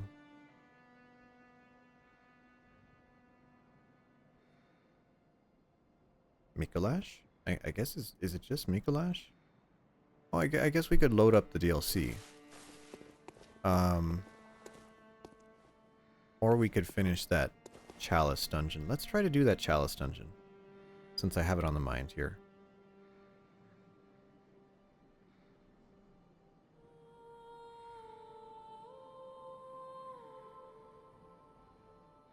Just zooming into my page here.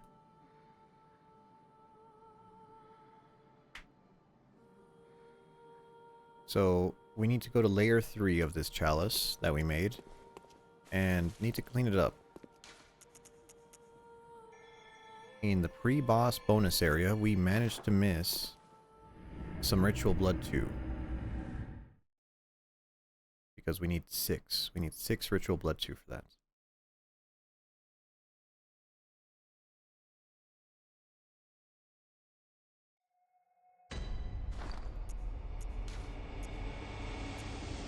Yeah, we only have 4, so we missed 2 drops of it.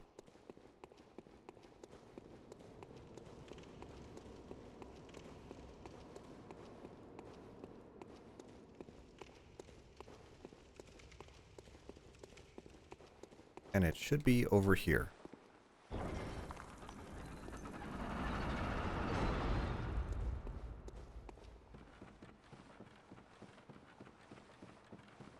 And you notice how we opened that door, so that means we haven't been through here at all.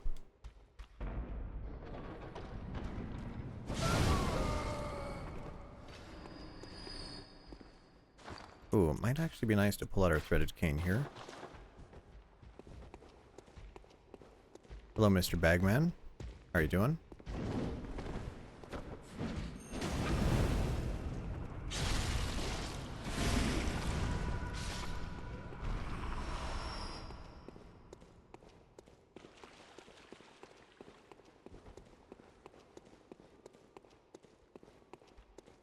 How does this do against you? Oh, it's just a one-shot. Nice. Kind of silly. Feels kind of good, though.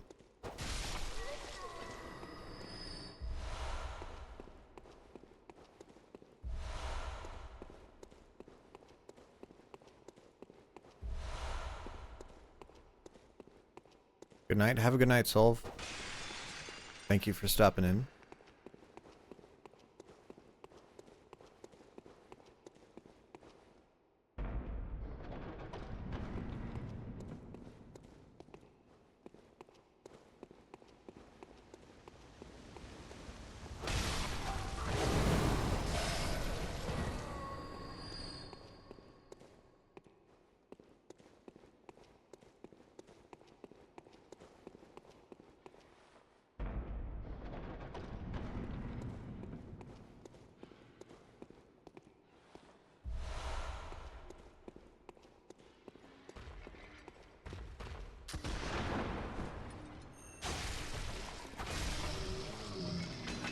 Oh, that is nice. And there's our blood. So just in general, just as a rule of thumb, usually beasts are weak to fire. Aliens or kin or whatever the hell they're called are weak to lightning. And the Marians are weak to arcane. That's just a general rule.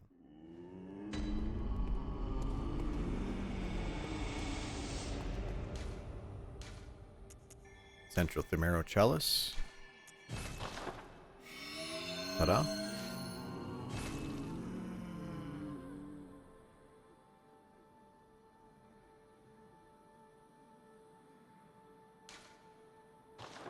So, as opposed to a level 1 chalice, a level 2 chalice has stronger enemies. I would say if you beat the game, you should be able to complete a level 3 dungeon. Just kind of rough, like level wise, kind of around that. So, of course, when we got the regular chalice, that one you could just drop in right away.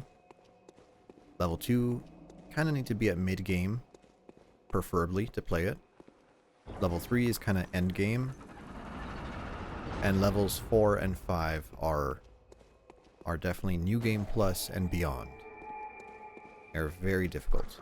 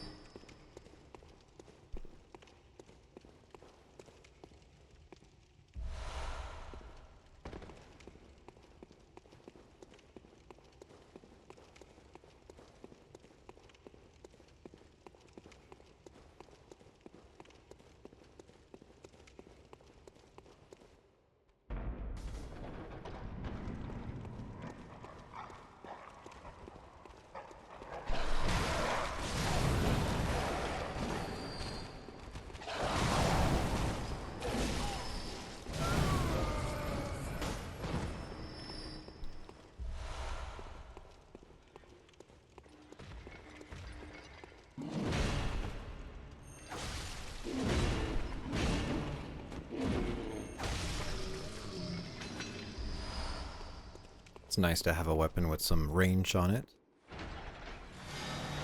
Even if our threaded cane isn't equipped with the proper gems, oh, it feels good. Oh, you're a guy.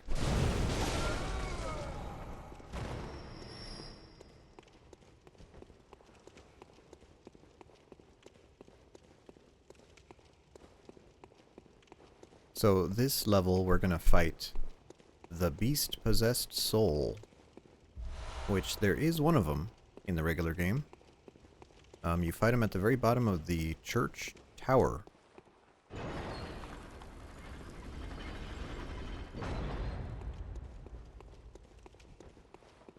And he is a beast, so we will be using our fire weapon against him. I believe fire is still the best option, even though he does pyromancy.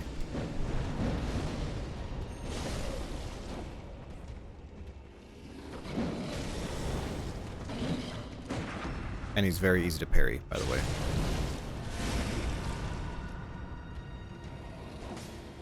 Oh, he's got dodges.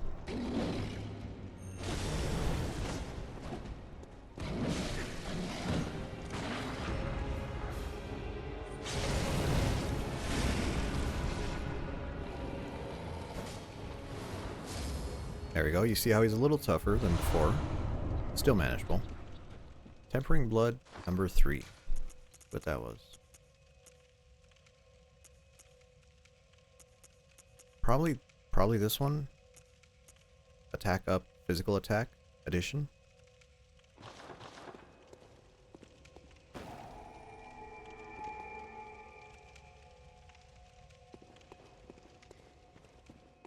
Okay, next layer.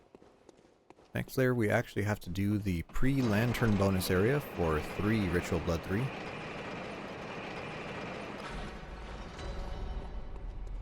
That means before we go there, gotta go here.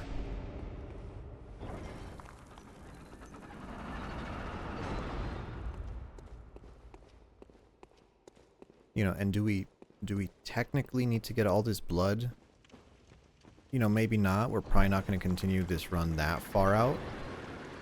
But it would still be nice to do.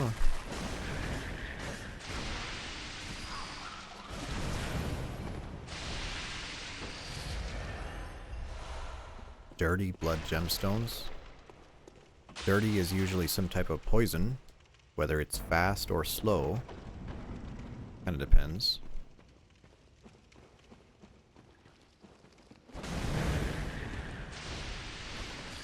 Oh, not the slime. Mystic, hello?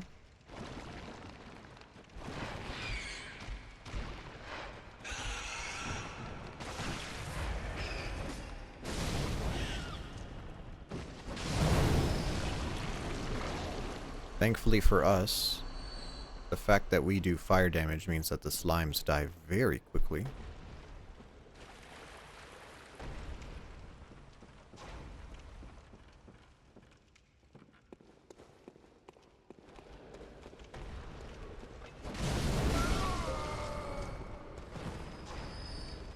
Yeah, how are you doing, Mystic?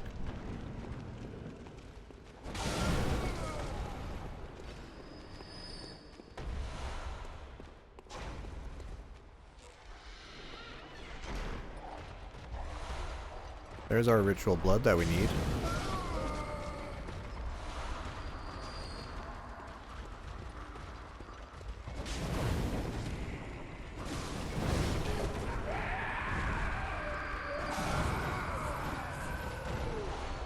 Oh, and another blood.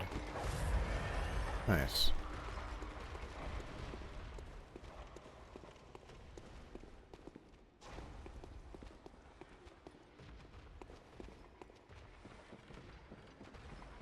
Continuing the cost fight. Oh, good luck. Good luck with that.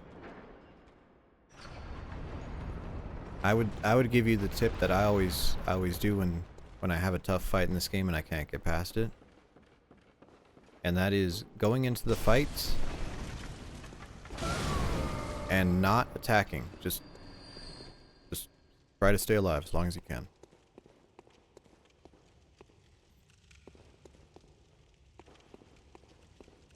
And that lets you start building a rhythm for kind of what you're supposed to be doing in the fight.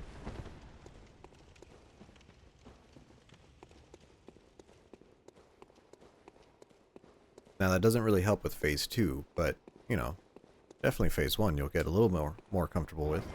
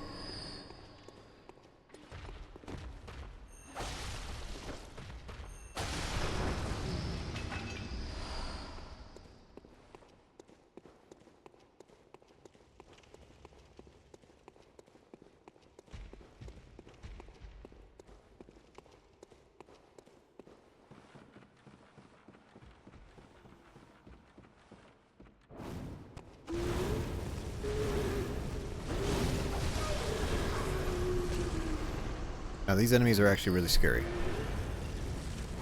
Because they can spawn the fireballs right on you. Oh, we don't want that. Mr. Bagman, hello?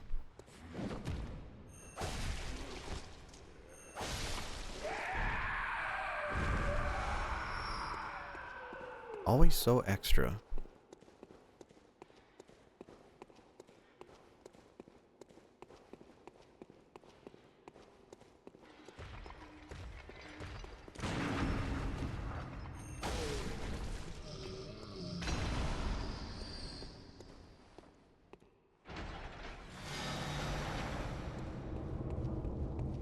Okay, now this next boss, this is a unique Chalice dungeon boss.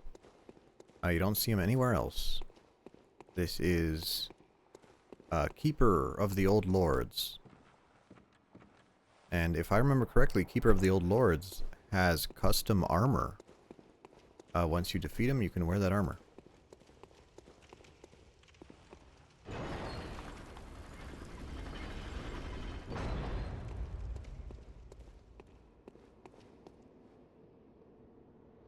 What is he most weak to? He is most weak to arcane, also fairly weak to fire.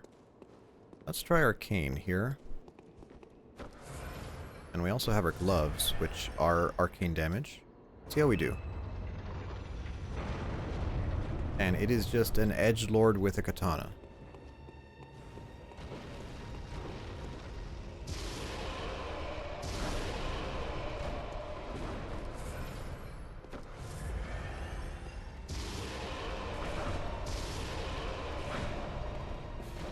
Oh, we seem to be pretty good against him.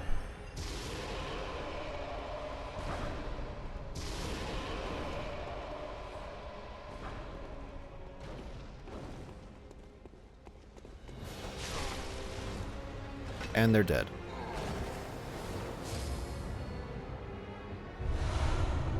Yeah, arcane damage is very good in the dungeons.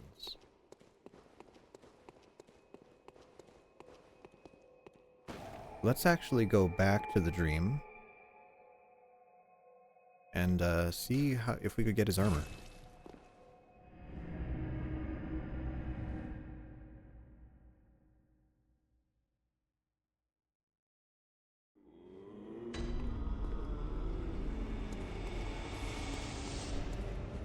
I don't remember if you get it here or in the other one.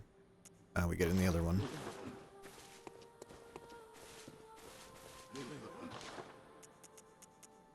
There it is. Bone Ash Armor. Kinda edgy. Kinda edgy. Good against physical, good against fire. We'll buy that.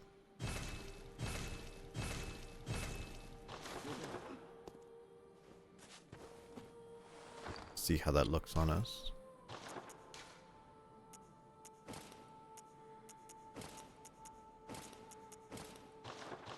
It looks whatever.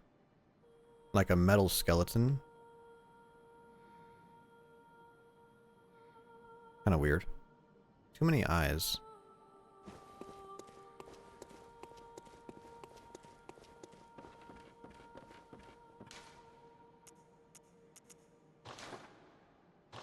Oh, and then the boss does drop a gem. What did he drop though?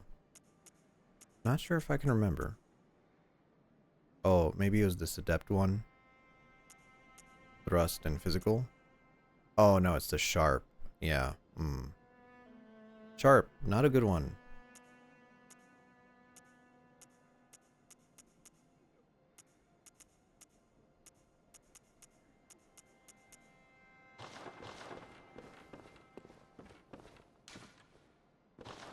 That's actually a good time.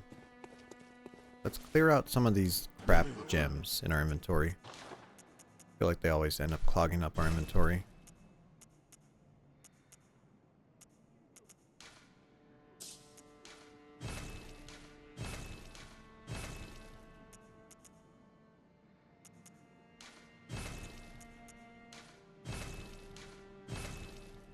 Rapid poison. Not enough. Rapid poison is cool, but it's not enough. Attack versus beast, that might be useful.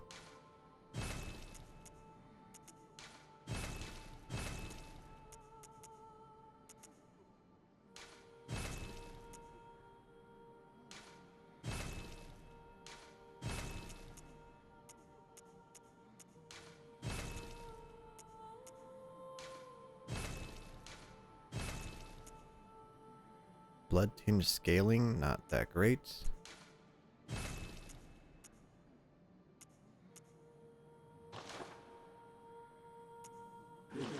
How much does the bone ash sell for?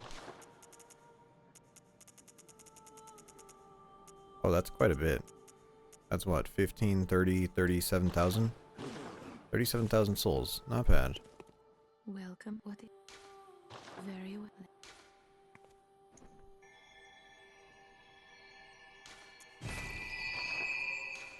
Farewell, good.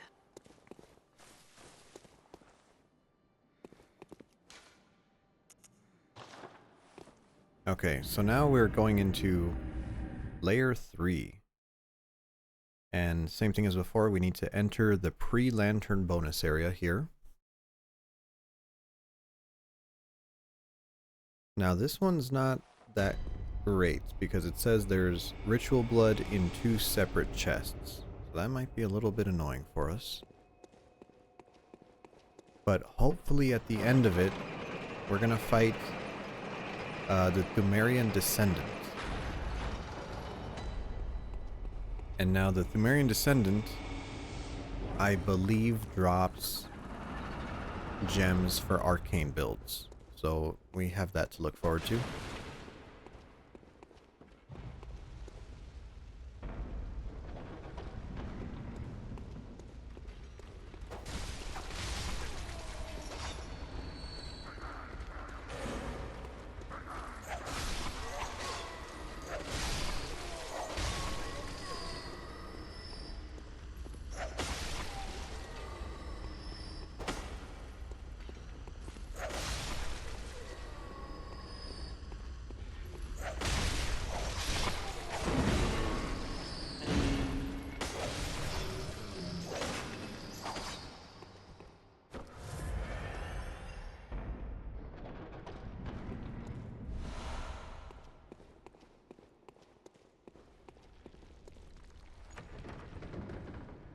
Here is one. Alright, there's two bloods there. We need another box.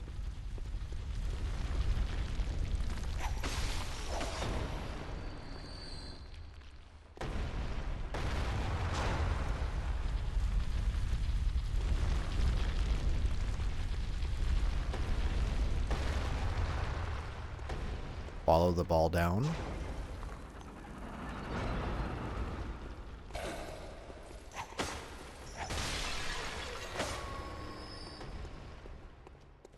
Oh, a bagman. I see.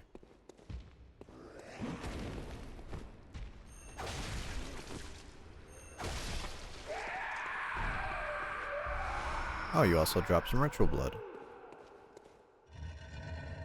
I wish ritual blood was a little bit more easier to come by. Sage's wrist. That's cool, but not great. Mold. Oh, I love mold. Here's another chest.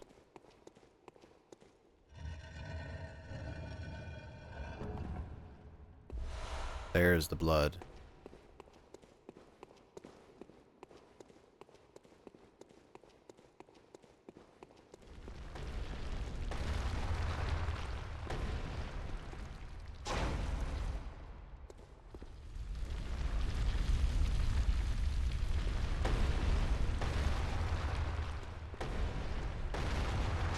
So we've done everything we needed to in this area.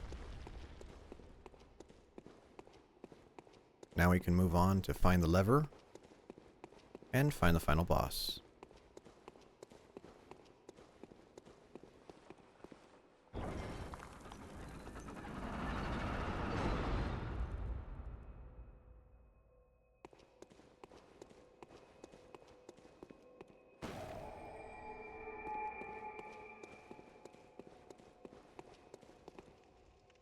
Alright, so there's the boss door.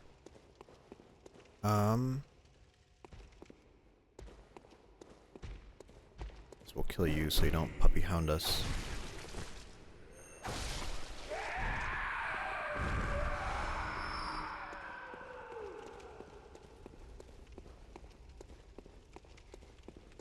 I feel like it's up this ladder.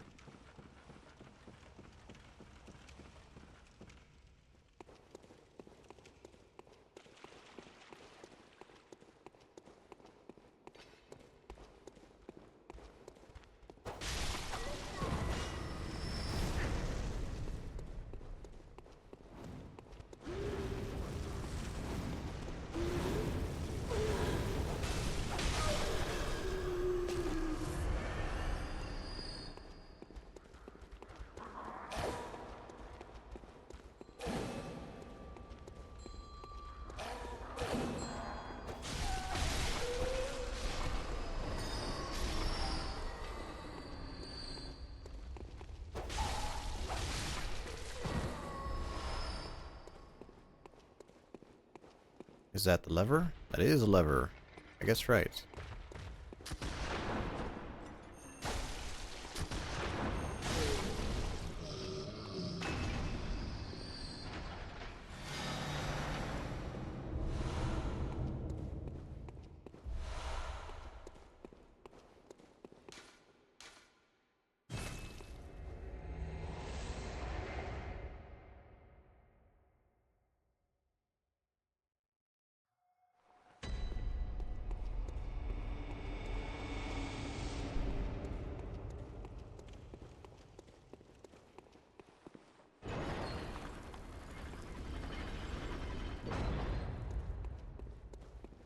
Okay, so this guy, I'm pretty sure is pretty weak to arcane. We're gonna use our arcane cane here. We're also gonna use our glove. Should be pretty straightforward of a fight. He can be really aggressive though, if he's the one that I think he is. Oh yeah, yep, it's the guy.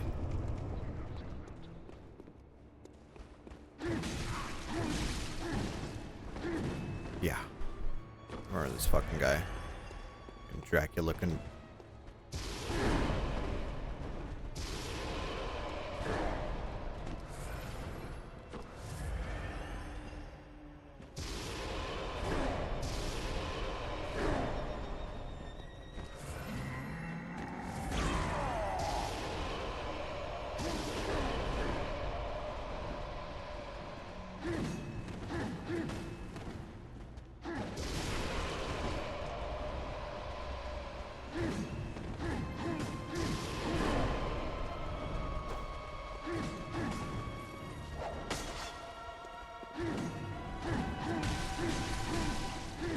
Oh, auto combo guy. Get out of here. Yeah, I remember you're really annoying. Cold. Damp blood gem. The cold gems are gems that increase our scaling with arcane. So let's put it into one of our weapons and see how it does.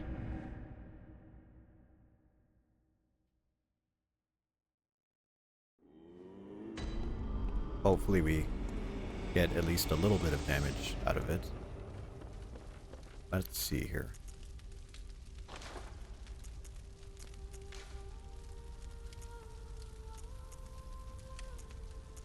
So arcane scaling plus 7, add a physical attack plus 6, reduce stamina cost 1%. Not a very good gem, you know, it has the foundation of a good gem. If this was a higher level gem, it would be really good. But just from putting it in, that gives us 5 extra damage.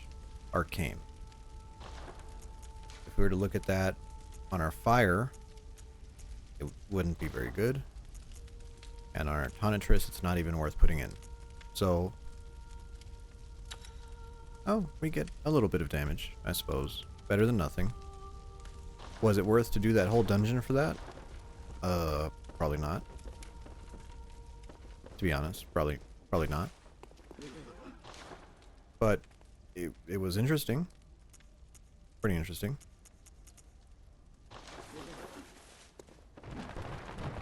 How does our frenzy resistance look? 201. That's fairly high. Okay. How much is a level up? I wish I could remember. Actually, let's buy some consumables. Might be more useful now. Buy some homeward bones.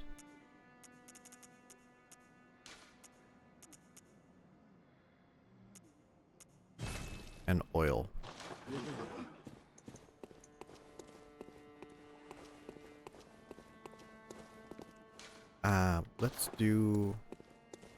Let's go get the lantern for Upper Cathedral Ward before we forget.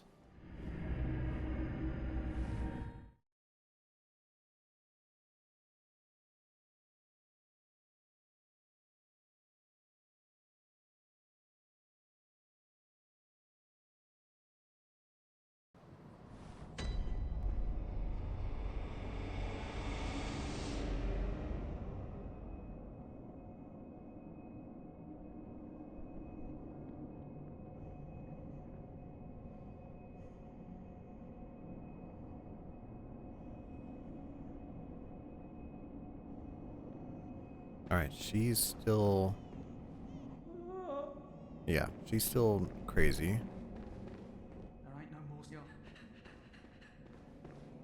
And that guy's still... that guy. Okay.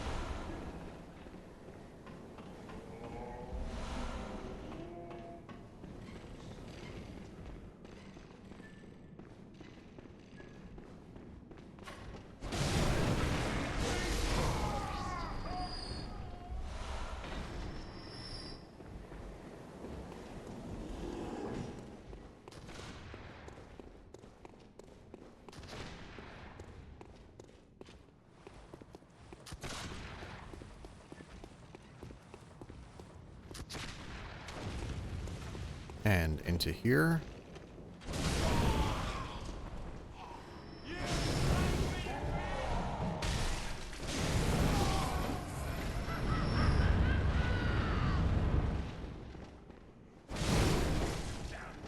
Here was that charm that we never got.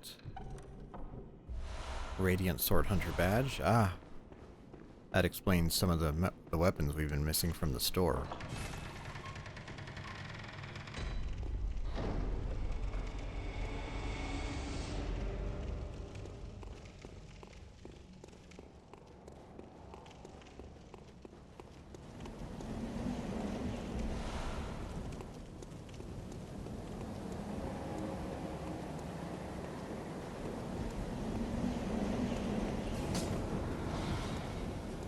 Not even worth fighting those guys, just run past them.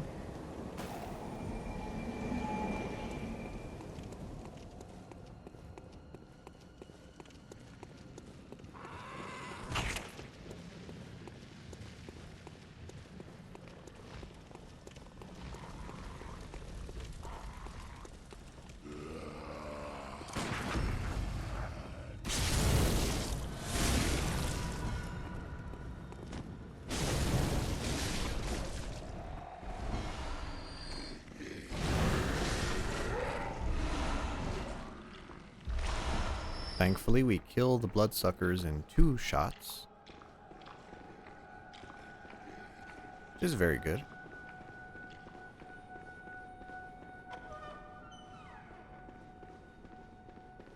So I like to come down here, turn right, hit the hallway. And where's it at? Where is it at? I don't know where it is. Oh, here it is. Wonderful. I watch your badge.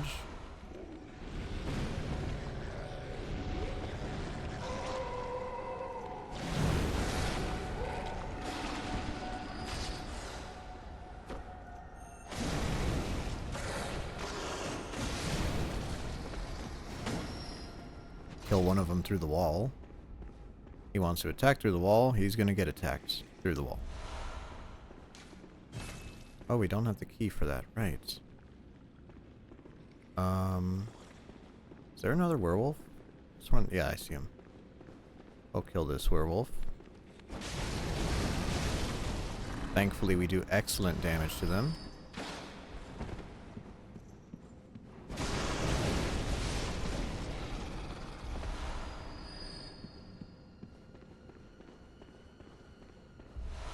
I didn't realize there were 4 of them. I thought there was only 3. Come here, buddy.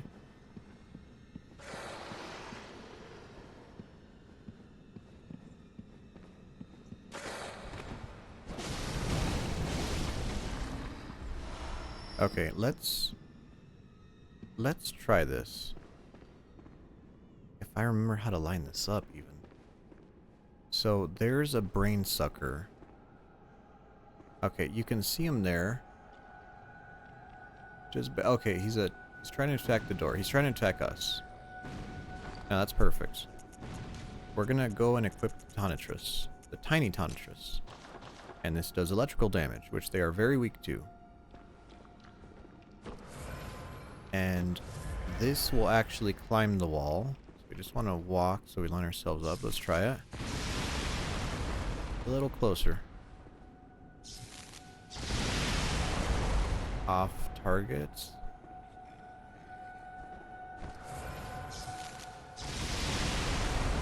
No. Ah, man. Try it one more time. Okay, still near the door.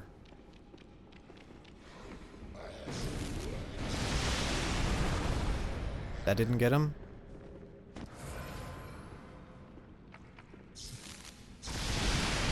Oh!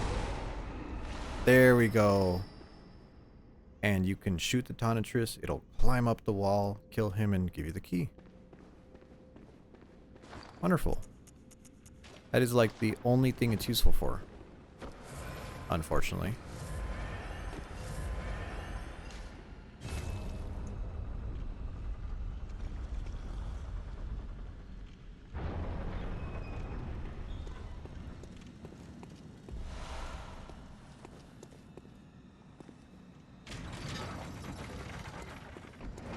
Okay, now we can go fight,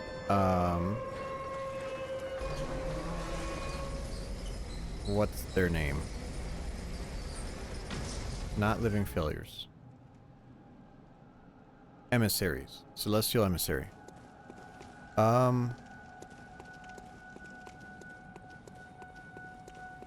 Actually, I said Tiny Tonitrus was useless, but I guess it's actually pretty decent against that boss.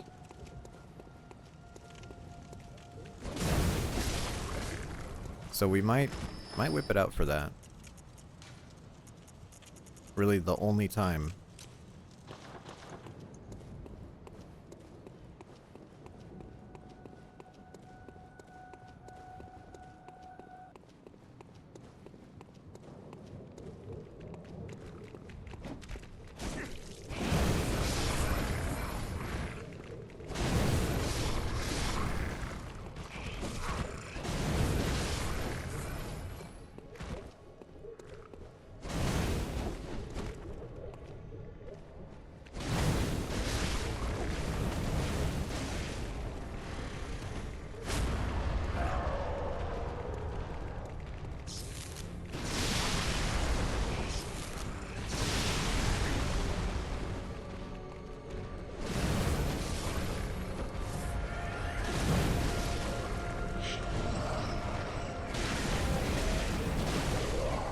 And he's dead.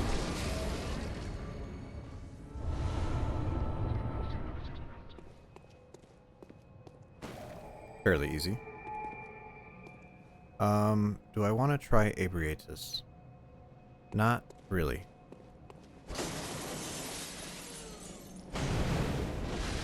But we can come over here and get the last hunter tool. I think this is the last one. A Call Beyond.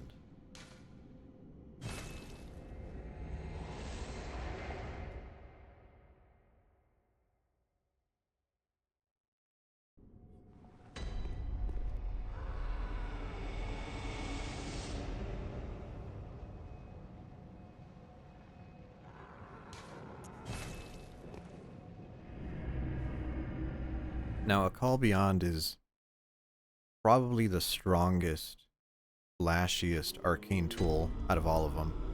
Just a giant explosion. We barely have enough arcane to cast it. And honestly, it's not really worth casting until much, much later. Its damage just doesn't scale all that well until you have very high arcane, and then it's worth it, right? Once you reach a high level, it's worth it. But before then, not all that much.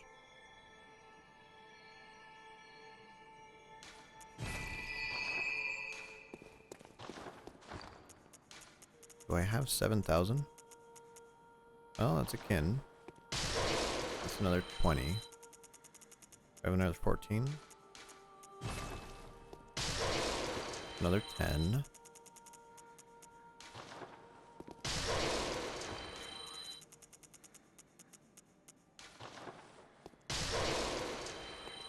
Welcome. What is it? Very well. Let me.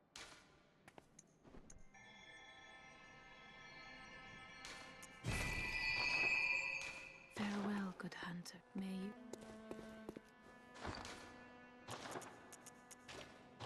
Okay, let's do a quick check. Back in on Yosefka. I believe she should be on the next phase of her quest. I think her quest changes at the Blood Moon after you kill Rom. So we'll see.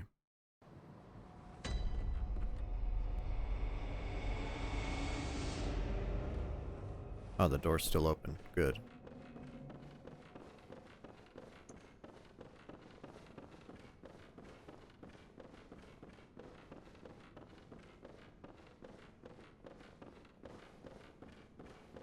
Now, I believe we could do Abriatus, but I'm just not all that confident in it.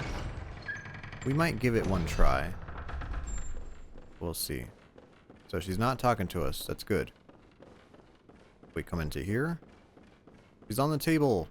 Ass up. God, I'm nauseous. Have you felt this? It's progressing. I can see things. I knew it. I'm different. I'm no beast. Oh, God, it feels awful. But it proves that I'm chosen. Don't you see how they writhe inside my head? It's rather rapturous.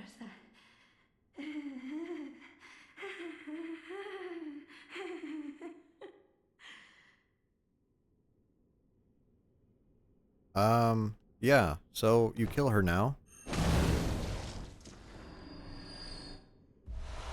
And you get an umbilical cord. So if you kill her before that, if you kill her before Rom, number one, she's very aggressive. I think she's one of those stupid NPCs that uses a Call Beyond. I know she definitely uses Augur, but she might Call Beyond you too.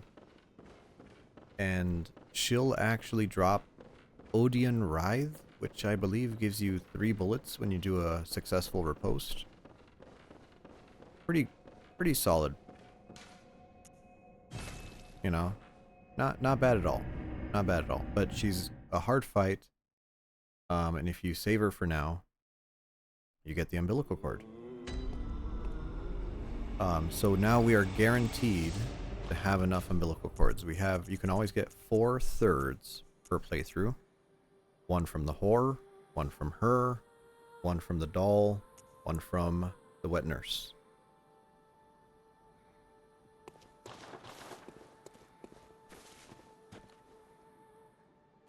Oh, and I guess we could go kill that guy for the beast rune as well if we go to the central Yarnum bonfire.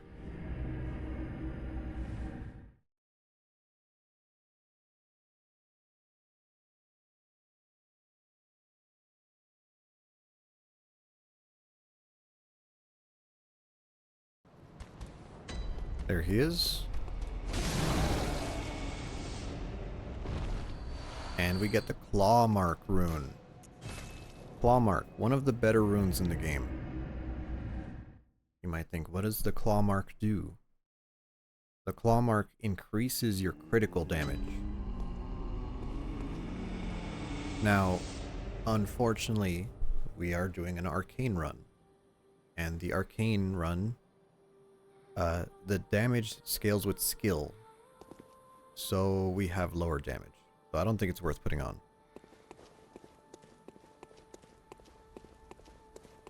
I guess we have one more rune at Cathedral Ward. Let's get that. And let's try Abriatus. It might work out, it might not. I really don't like it. I don't like the idea of fighting it. I think the boss is a little bit janky with some of its hitboxes.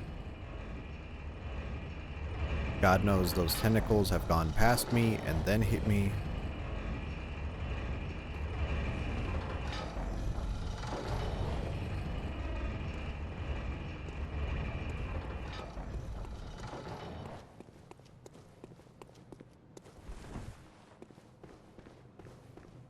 Come to the secret area. And we get the Formless Odeon. Oh, and the Urn Festival. We get to put little hats on our guys.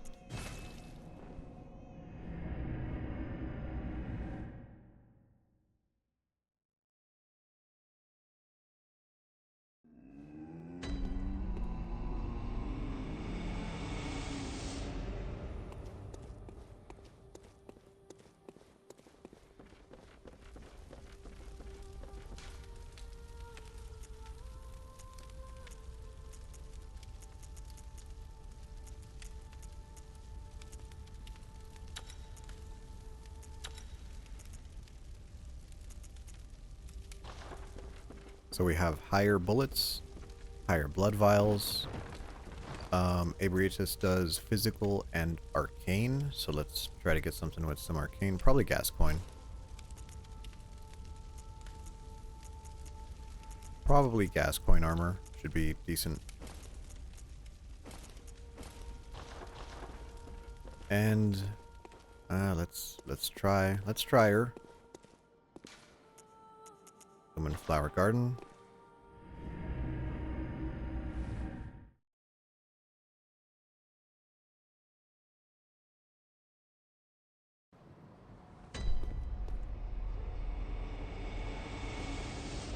It didn't fill up our vials. That disappoints me. Now we're going to try to do most of our damage to the boss using the glove. I think the Executioner glove is going to be the best bet right now.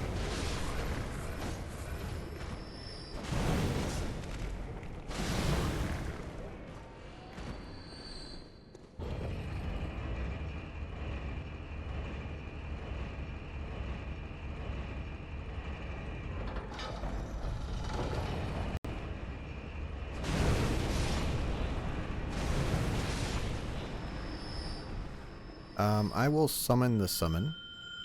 Sure. Gives us a little bit of breathing room.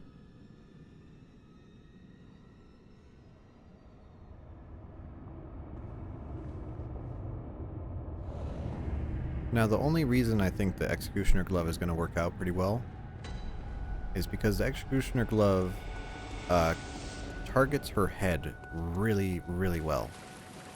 And that's her weak point. Let's give her a good bonk, wake her up.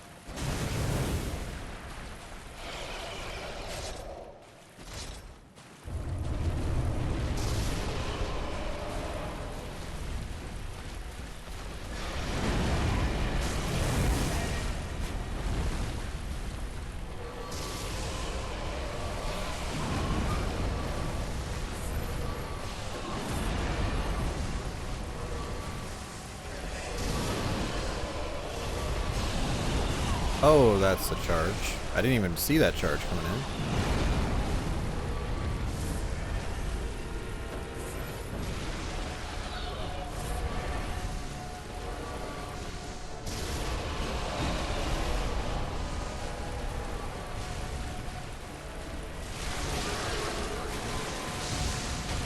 Oh, he did the call beyond? That is crazy. I'll take that.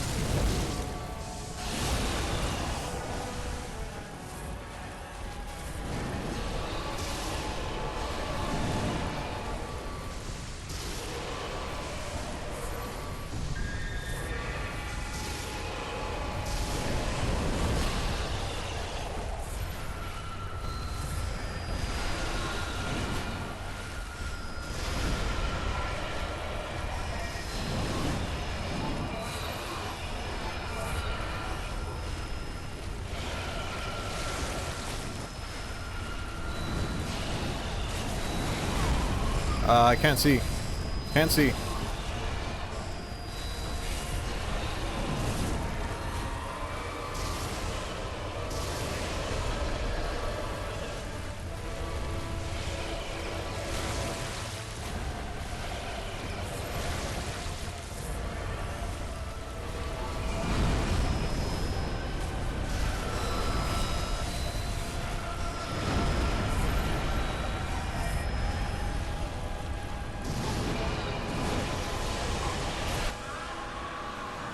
Okay, he's dead. That's okay.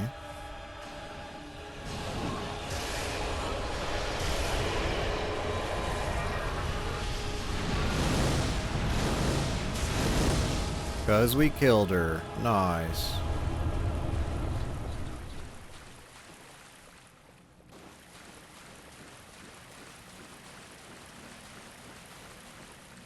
Yeah, definitely our damage was a little bit on the low side.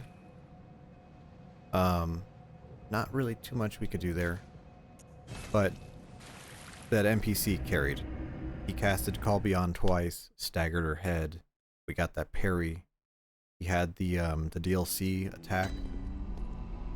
Blackstone Eye, I believe it was called. Which that helps out a lot. What? Very well.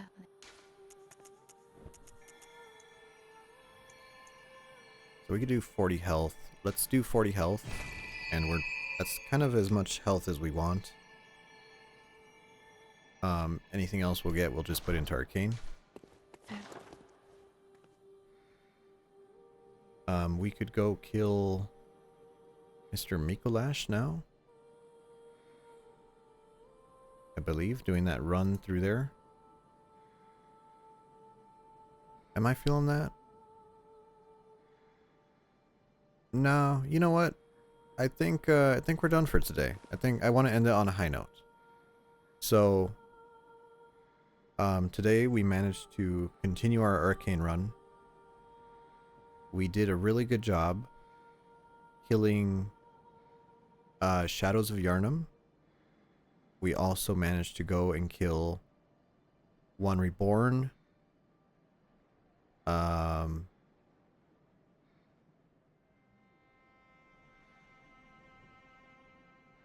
can't remember its name. Oh, Celestial Emissary.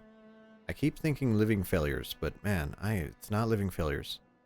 And then Ebrietus kind of surprised me there. And then we went through level 2 of the Themero dungeon and managed to get that unique bone ash armor. Unfortunately, our arcane weapons are not as great as I want them to be. But that's just because it comes down to gems, right? The base game gems just aren't that great, you know, unfortunately. But our fire damage on our saw cleaver is excellent, and that's been carrying us mostly the whole way through. Oh, and we killed Rom as well, right. Next time, we're going to come in, we're going to kill Mikolash. That should go easy. Wet Nurse, same thing. And then we might do Gehrman and stop before the Moon Presence. And then head into the DLC. DLC should be very easy. At least the first 2 fights. And then the last 3, ooh, we'll see about those. But, you know, we'll get there when we get there. Thank you for watching me. And thanks for being here. Fun stream. I appreciate that compliment. I hope you have a good night. See you later.